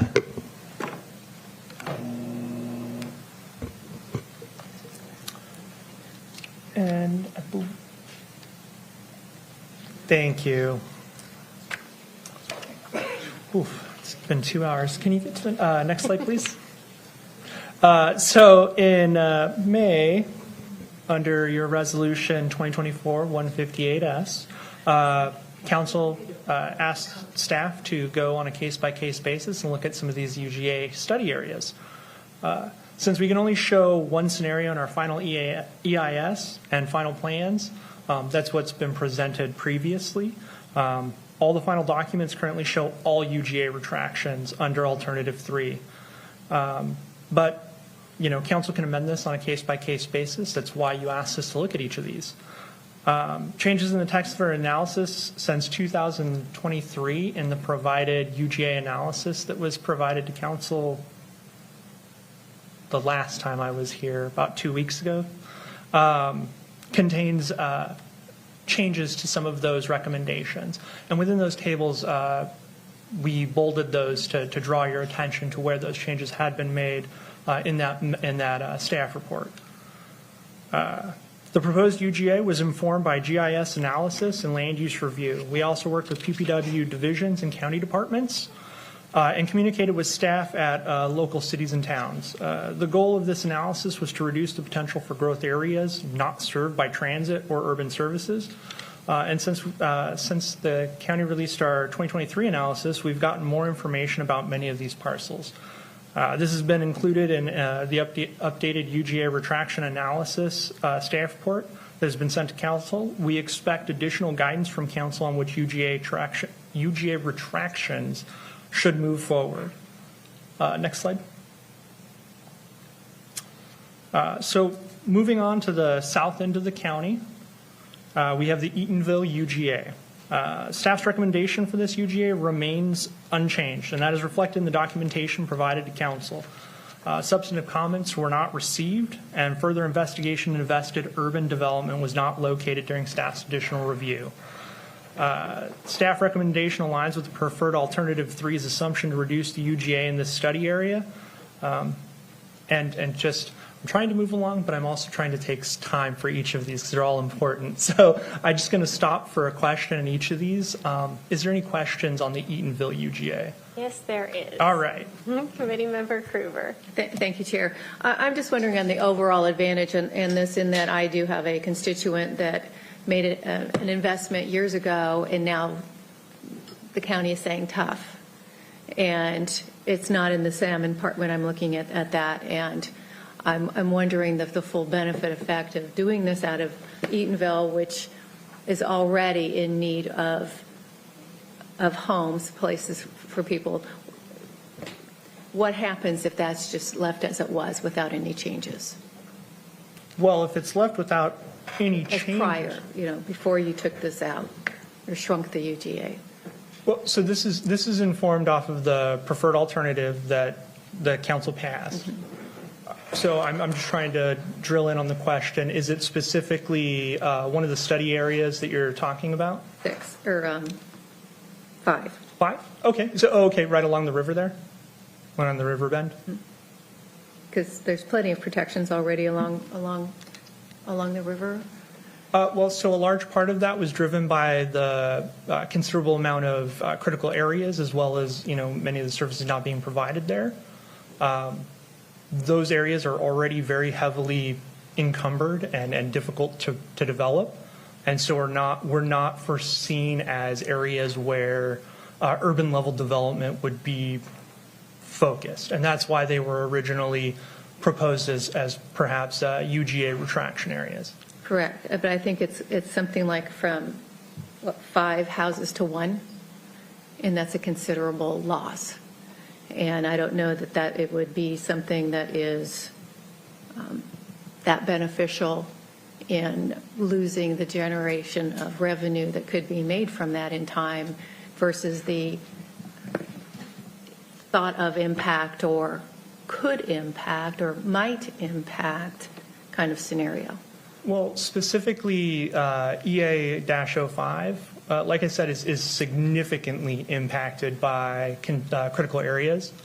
That specific one, many, not all parcels, but many of the parcels within that area that were identified already have so much critical area that they would be difficult, if not very costly to develop. Wouldn't that be better off in the choice of the property owner to determine if they want to go to that expense for what they could have there? Well, and I believe that's why the council took the position of looking at each of these study areas individually and weighing those benefits for their final decision on this matter. That's where I just have to question some of the long term on that, because I will be, wanting to amend that out, at least part of that. So thank you, Chair. Of course. All right. Please proceed. All right, next slide, please. All right. So moving to Central Pierce County, UGA study area. This study area is situated south of Puyallup. There were 6 areas identified previously under the first UGA analysis for removal that have been changed as far as our staff recommendation goes. That's PC-01, PC-02, PC-08, PC-09, and PC-10 and PC-11. Additional analysis showing that in intervening years that much of that area should now remain in the UGA. PC-01 contains a plat. It's Hawks Ridge Division 1A and adjacent parcel 0318023-108. Those should both remain in the UGA due to ongoing urban level development and utilities being extended to the property currently, which does include sewer services that were originally not taken. Well, hadn't occurred yet. PCO2, upon deeper analysis, showed that there is less critical area on the site than initially believed, as well as intervening time. In that intervening time, sewer services are in the process of being provided to the area. They're being designed currently. PC08 has 3 parcels that have been requested by the school district to remain in the UGA so as not to disrupt any current educational levels of service and to provide future expansion opportunities. And PC10 has staff recommendations to retain projects already vested. That includes some within the Sunshine Master Plan community. Since this initial review presented to the council in 2023, many of the 7 listed parcels within that collected area have been subdivided, generating more parcel numbers than shown in either of the reports. PC11's critical area on site, a single parcel and a second, is that so that area, PC11, is a single parcel. And it was requested for removal during community planning phases. This was not triggered by initial analysis, but would be very likely had an application. It would be likely that an application should trigger this. And that wasn't provided because we didn't have the standard process during this particular update. So I'm going to stop here for another moment. Okay, great. Councilmember Morrell. Thank you, Madam Chair. Just curious, on some of the areas that you have for removal from the UGA, and then other areas that you're now recommending be kept in the UGA. Mm-hmm. Are any of them, I'm trying to look at your map here, are they actually on South Hill? Or are we looking down into the valley?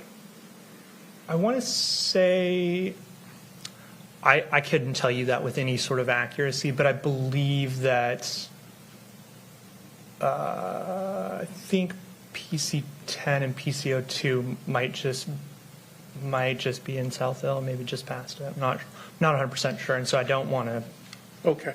I guess I'm just curious, and you may have the answer to this. If a jurisdiction incorporates, can they take in all properties within a boundary or only properties that are in the UGA urban growth boundary area? Having only personal experience with one full-blown incorporation, the process is very long where they identify what that entire boundary is. And generally speaking, through interlocal agreements, many of those parcels will be taken in, if not all of them, within that geographic area. But that would be determined at that time as those agreements were being made and vetted. I guess the reason why I'm saying that is this council has approved and a incorporation basically study has been done on South Hill. I would hate for there to create islands if it ever goes to the Boundary Review Board because of we've removed parcels from the urban growth boundary. Well, as part of that incorporation, one of those steps would be looking at whether they needed an urban growth area associated with that new jurisdiction. And so that would likely cover that particular instance. There again, my concern is I'd rather deal with it now and keep it in the UGA if there's even an inkling of something happening, so that way, Pierce County isn't creating some island that they have to go through a city to get to. So I will be looking at those closely. Thank you. Thank you, Madam Chair. All right, thank you so much. Councilmember Campbell. I wish we could zoom in a little bit, but I'm looking at PU04, which is the orange dot, almost dead center. But I don't see anything listed to the right. I'll be getting to that shortly. Okay. Yep. I think then I will await that. And to be clear, the recommendation for PC11 is that it remains as it is now, correct? Yeah, yes, it is to remain as part of the UGA is the recommendation. Right. It's currently part of the UGA, but the rural separator in the UGA, and it will remain a rural separator, correct? It is to remain. Well, our recommendation is for it to remain as is. Okay. Just for the folks who live there, they're going to want to know just very plain language. The rural separator will remain under the current proposal. Yes. Okay. They like very, very clear. So I just want to make sure that I'm sure a few of them are listening and they'll follow up. Then I will await the discussion of PU04. Thank you. Thank you for that. Okay, I think we can move on. Next slide, please. So North Central Pierce, UGA, is the urban growth in the urban growth areas surrounding Milton, Pacific, Auburn, Sumner, Edgewood 5, and Puyallup, on the north and also the northwest edge of Bonnie Lake. 3 areas were identified, and I apologize because actually one of them is not on this list here, but it is within the staff report that updates that, and that is AU-01. But it is shown on the map there also. Up in the right corner, it's that orange area just right up there. So that particular one is north of Auburn and south of the county line. The entry can be found on page 17 of the UGA analysis staff report that was given to the council. 2 reasons for the recommendation to retain within the UGA is that, one, it contains a lower quantity of possible critical areas than initial analysis had determined or assumed, and the urban development on both sides to the north and south could lead to an annexation of the area in the future. Moving on to PU02, This area is just northwest of the city of Puyallup. During the intervening years of the original analysis, there's been an annexation that's started with the city of Puyallup there. It's the Pickner-Boehner annexation. And it's recommended to stay within the UGA so that Pierce County and the city of Puyallup can continue government-to-government communications on any sort of agreements that need to be made in relation to that if it's to move forward. And then the one that Councilmember Campbell was interested in, PU04. This contains 2 vested projects within the area, as well as while there is a large quantity of critical areas, it's below the threshold that we've had set. So there's a large wetland in the northwest and some floodplain, but it is far below the 50% threshold that was set for conservation purposes. So additionally, along Fruitland Avenue, the city of Puyallup has plans to extend sewer. So that would be another access point for urban-style development to happen in those areas that don't have the critical area that's within PU04. All these combined led staff to revise recommendation for that particular area, which is to retain it within the UGA. Yes.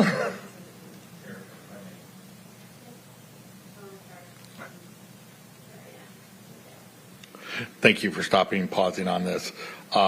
Just so, again, plain language, as it says now, it was proposed to have a change down zone, and that change is being lifted, and so it would stay as it is currently. Is the proposal coming to council? That staff recommendation is to The staff recommendation is everything remains currently the same. Yep. Okay, thank you. Microphone, please.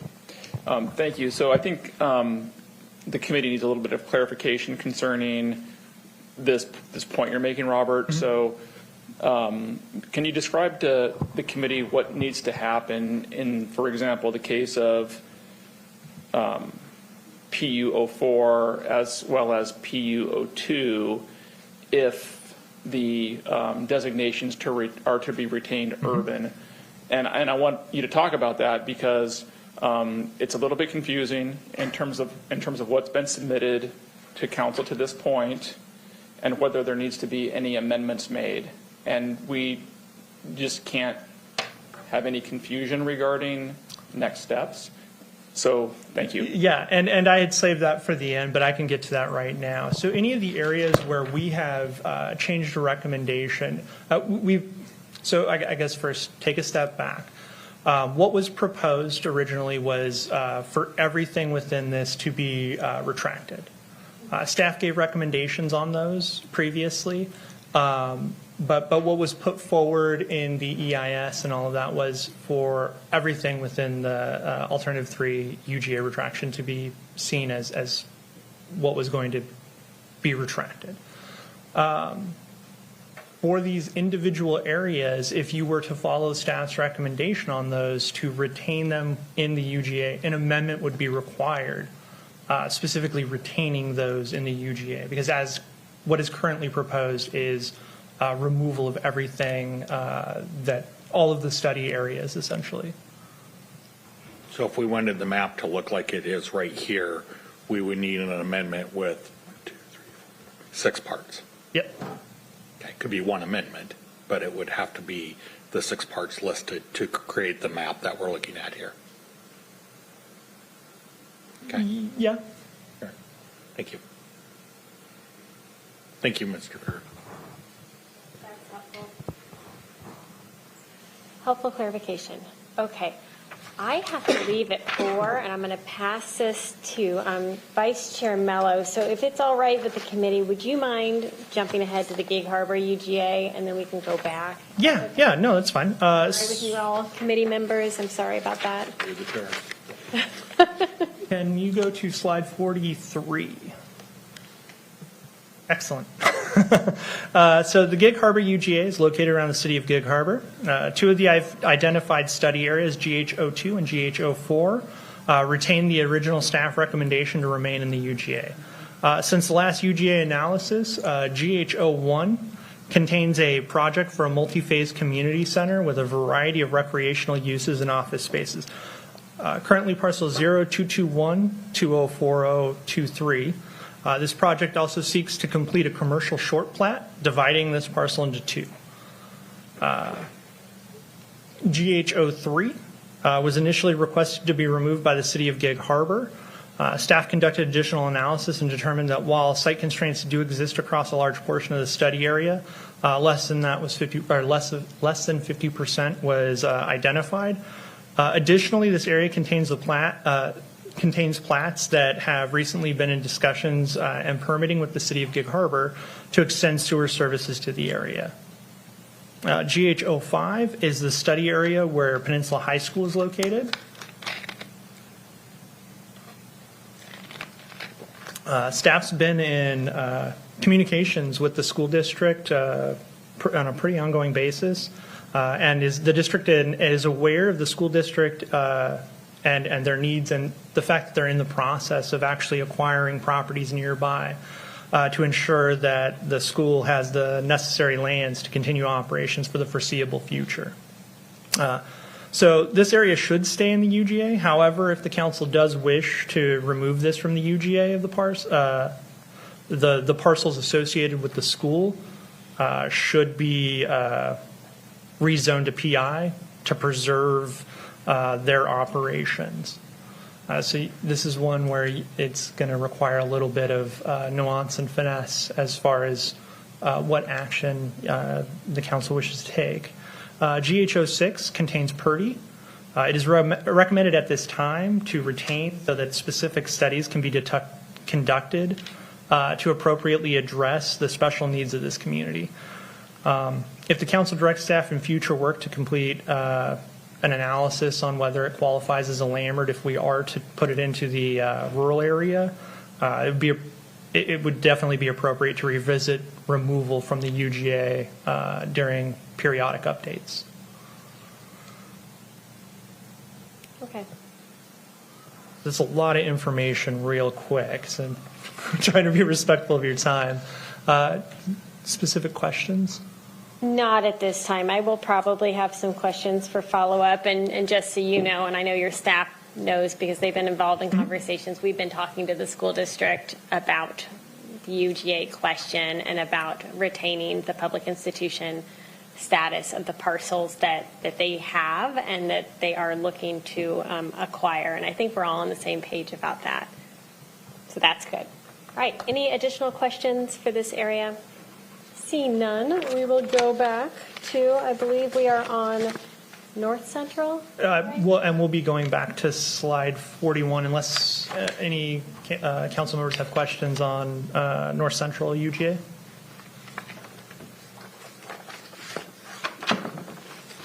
I don't see any. All right. Thank you. All right. So South Central Pierce is a large part of it is Joint Base Lewis McChord and the City of Roy. The only area with a revised recommendation is one we have already mentioned today. It's PCO1, Hawks Ridge, and another development to the north. Both have sewers, and this area appears to be expanding its sewer access regularly since the initial analysis presented to you in 2023. I'm not sure if there's much else to add here, but if there's any questions, I'd love to answer those about this area. Thank you. Any questions on South Central Pierce County urban growth area? Not seeing any. Next slide, please. All right, and the Plateau UGA area is located south of Bonnie Lake and north of Ording. For consistency, just so that you're all aware as you look back through this, the legend shows all the same entries across all of the images, whether there's any differences between them or not.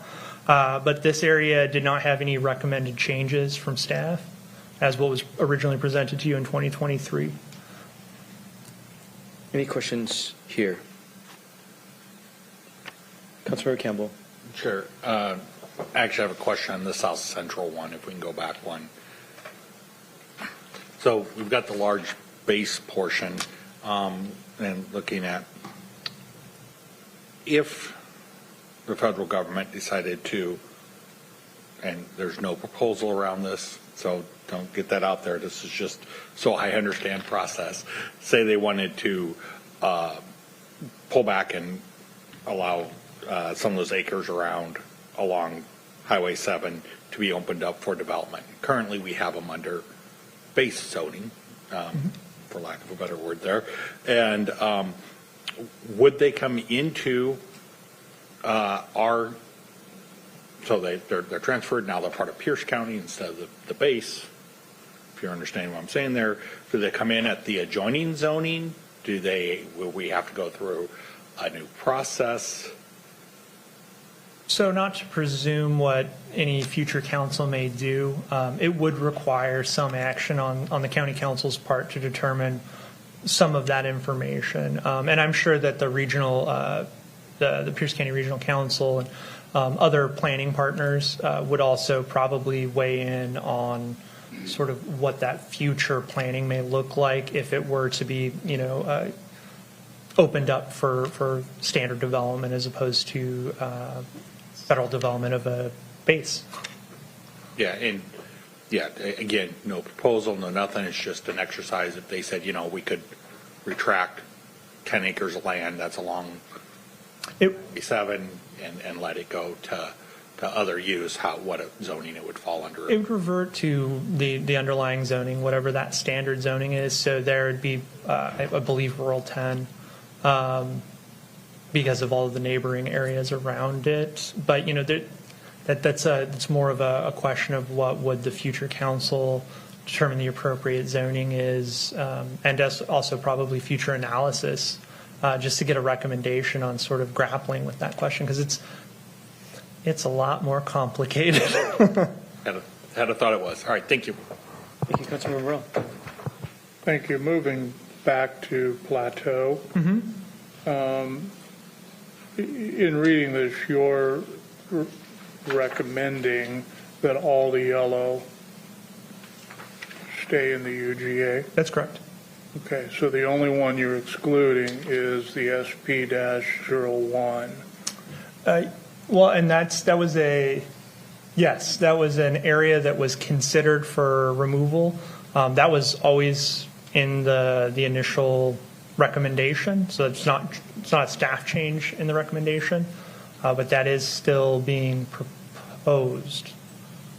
Okay, and you consulted with the town of South Prairie, since it's according to this, in their annexation area? So that particular area, for the initial analysis, I don't have an answer for you at this moment.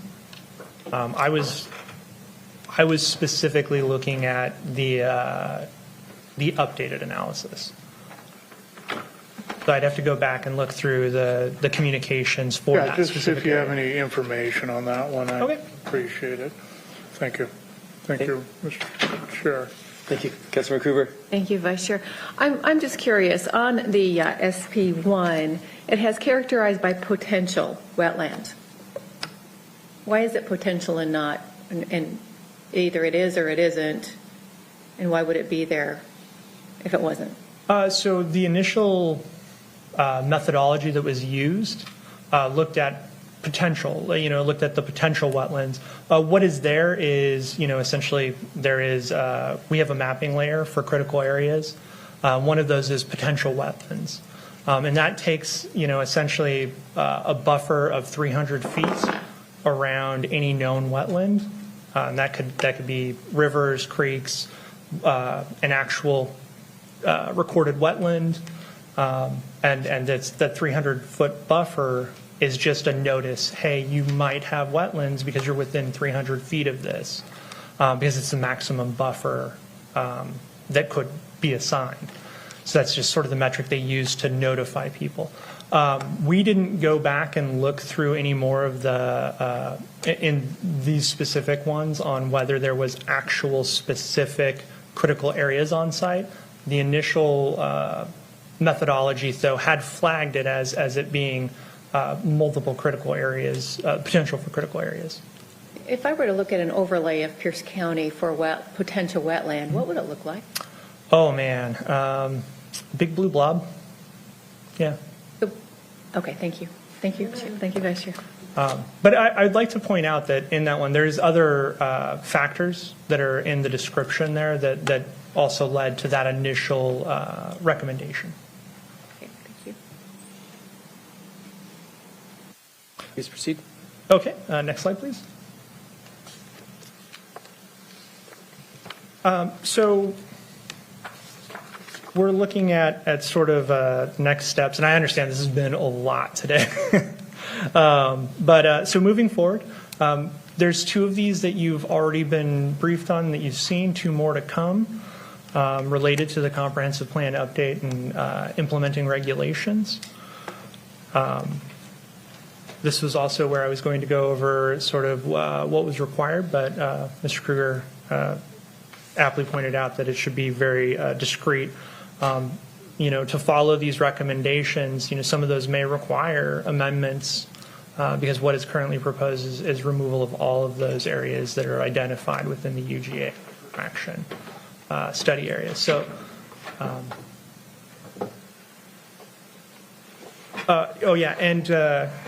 I know previously there was a question related to the acreage. How much acreage was initially proposed and how much is being proposed if all of the recommendations were followed. So the initial proposal, if you took everything in its totality and you were to remove it from the UGA, that would have resulted in 2,531 acres being removed from the UGA.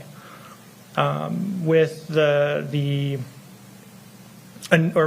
the follow-up analysis that was done, and the staff recommendations, if those were all followed now, there would be a reduction of 1,486 acres reduced. But that still leaves 1,044 acres continuing to be recommended for removal from what was originally presented in 2023. Thank you for that. Mm-hmm. I'm sorry, any questions? Are there any remaining questions about the urban growth area retraction recommendations? I don't see any. So we're going to walk through this final next step slide. So essentially, like I was saying before, 2 of these you've already seen, the critical area ordinance and the comprehensive plan and policies, capital facilities has come before you today. In the future, we have a community plan consistency update coming before this body, as well as the land use and housing regulations. All of those, all of those timelines should still result in the requested December 31st adoption and effective dates proposed by council. I guess, is there questions on the next steps? Thank you. Are there any questions by committee members about anything we heard today or the next step slide? Councilmember Morell? Just one question. You said how many total acres were looked at in the initial? 2,531 acres. Okay, I forgot the 2. Any questions about next steps? Mr. Kruger, you said we did get final transmittal? The proposed comprehensive plan and periodic update and the capital facilities plan has been transmitted. However, I believe there are some formatting changes that are being made at the department level that need to be completed prior to council sponsorship of this bill. And so the discussions regarding the timing of that are ongoing. We're hopeful to have something ready for council sponsorship by the end of the week because we need to hear this proposal in committee on November 4th in order to stay on schedule. Thank you for those additional next steps.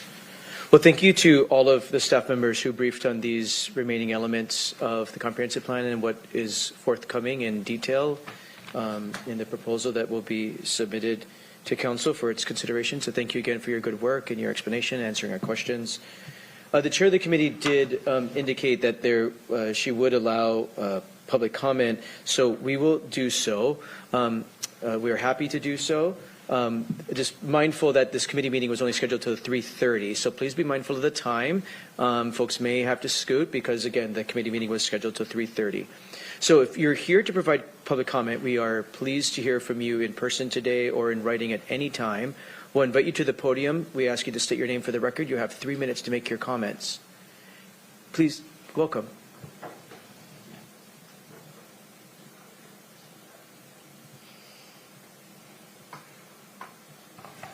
Good afternoon, Chairman Mello, members of the committee.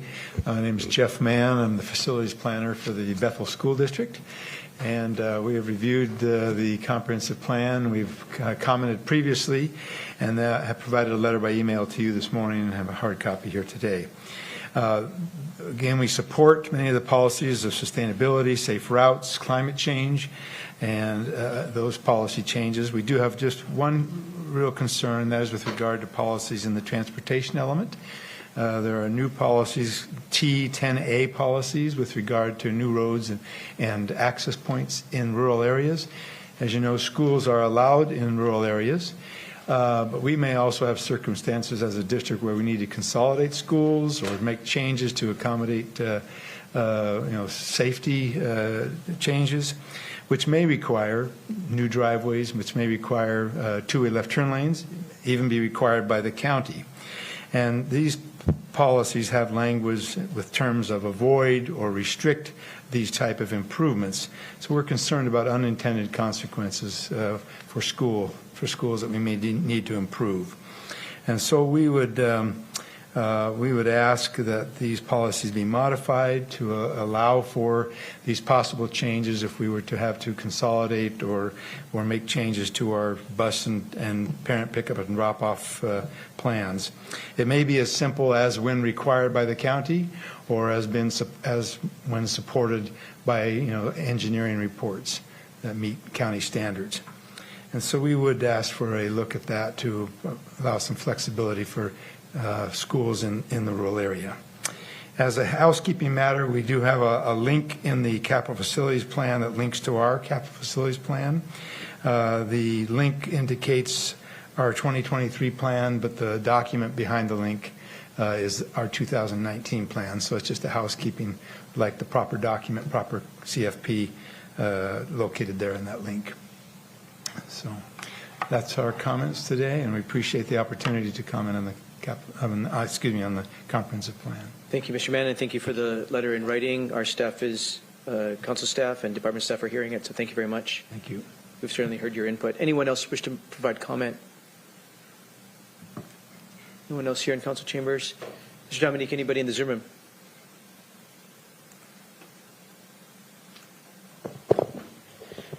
For any member of the public that would like to provide comment to the Community Development and Environment Committee, please press the raise hand icon in Zoom or *9 on your telephone keypad.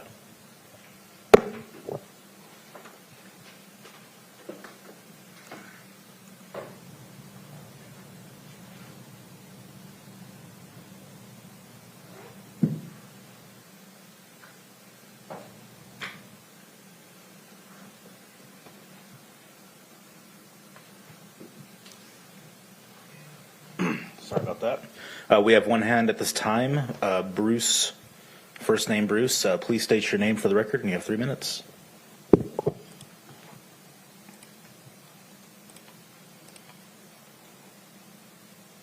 Can you hear me okay? Yes, we can. Okay. This is Bruce Morse, M-O-R-S-E. I live in Purdy, and I want to make some comment on the Gig Harbor UGA review. That's page 43 of 46. I have three concerns, areas of concern about keeping the Purdy area in the Pierce County UGA. That is, again, ID number GH05 and GH06. The first area is about infrastructure. Purdy is really an intersection. State Highway 302 goes through Purdy. The Purdy Spit Bridge and the highway really cannot take additional traffic. Literally, as I sit here in my office, I can look at the bridge and I'm seeing that it's backed up as we speak. And this is a very common occurrence. Again, the transportation corridor in this area really cannot take additional traffic. And the state of Washington has no plans, nor do they have any money to fix this transportation issue, especially because it deals with a historic bridge. The second point is that the footprint of Purdy is very small. As I mentioned, it's a intersection, and it's bounded by on one side Highway 16, and on the other side Henderson Bay, Puget Sound. Matter of fact, every king tide, Purdy will flood because of it's so close to the water. So really no room to expand without major impacts to the environment and to the development around the area. The third area is about infrastructure. Most of the residents, not all the residents, have septic and groundwater wells, which are quite adequate for their needs. In many cases, some of the residents spend many thousands of dollars to improve their septic systems. So for us, or for the city and the county to pump or push out water mains and sewer systems out to this area is going to be very costly for everyone involved. So these three major areas of concern I just listed really, in my mind, means more money, more opportunity for the county to spend money. And my recommendation is that the county save the money. You have better places to spend the money in other areas that you just even spoke about earlier today. But go ahead, save the money and retract the Purdy area out of the UGA. Thank you very much. Thank you for your comments, Mr. Morse. Thanks.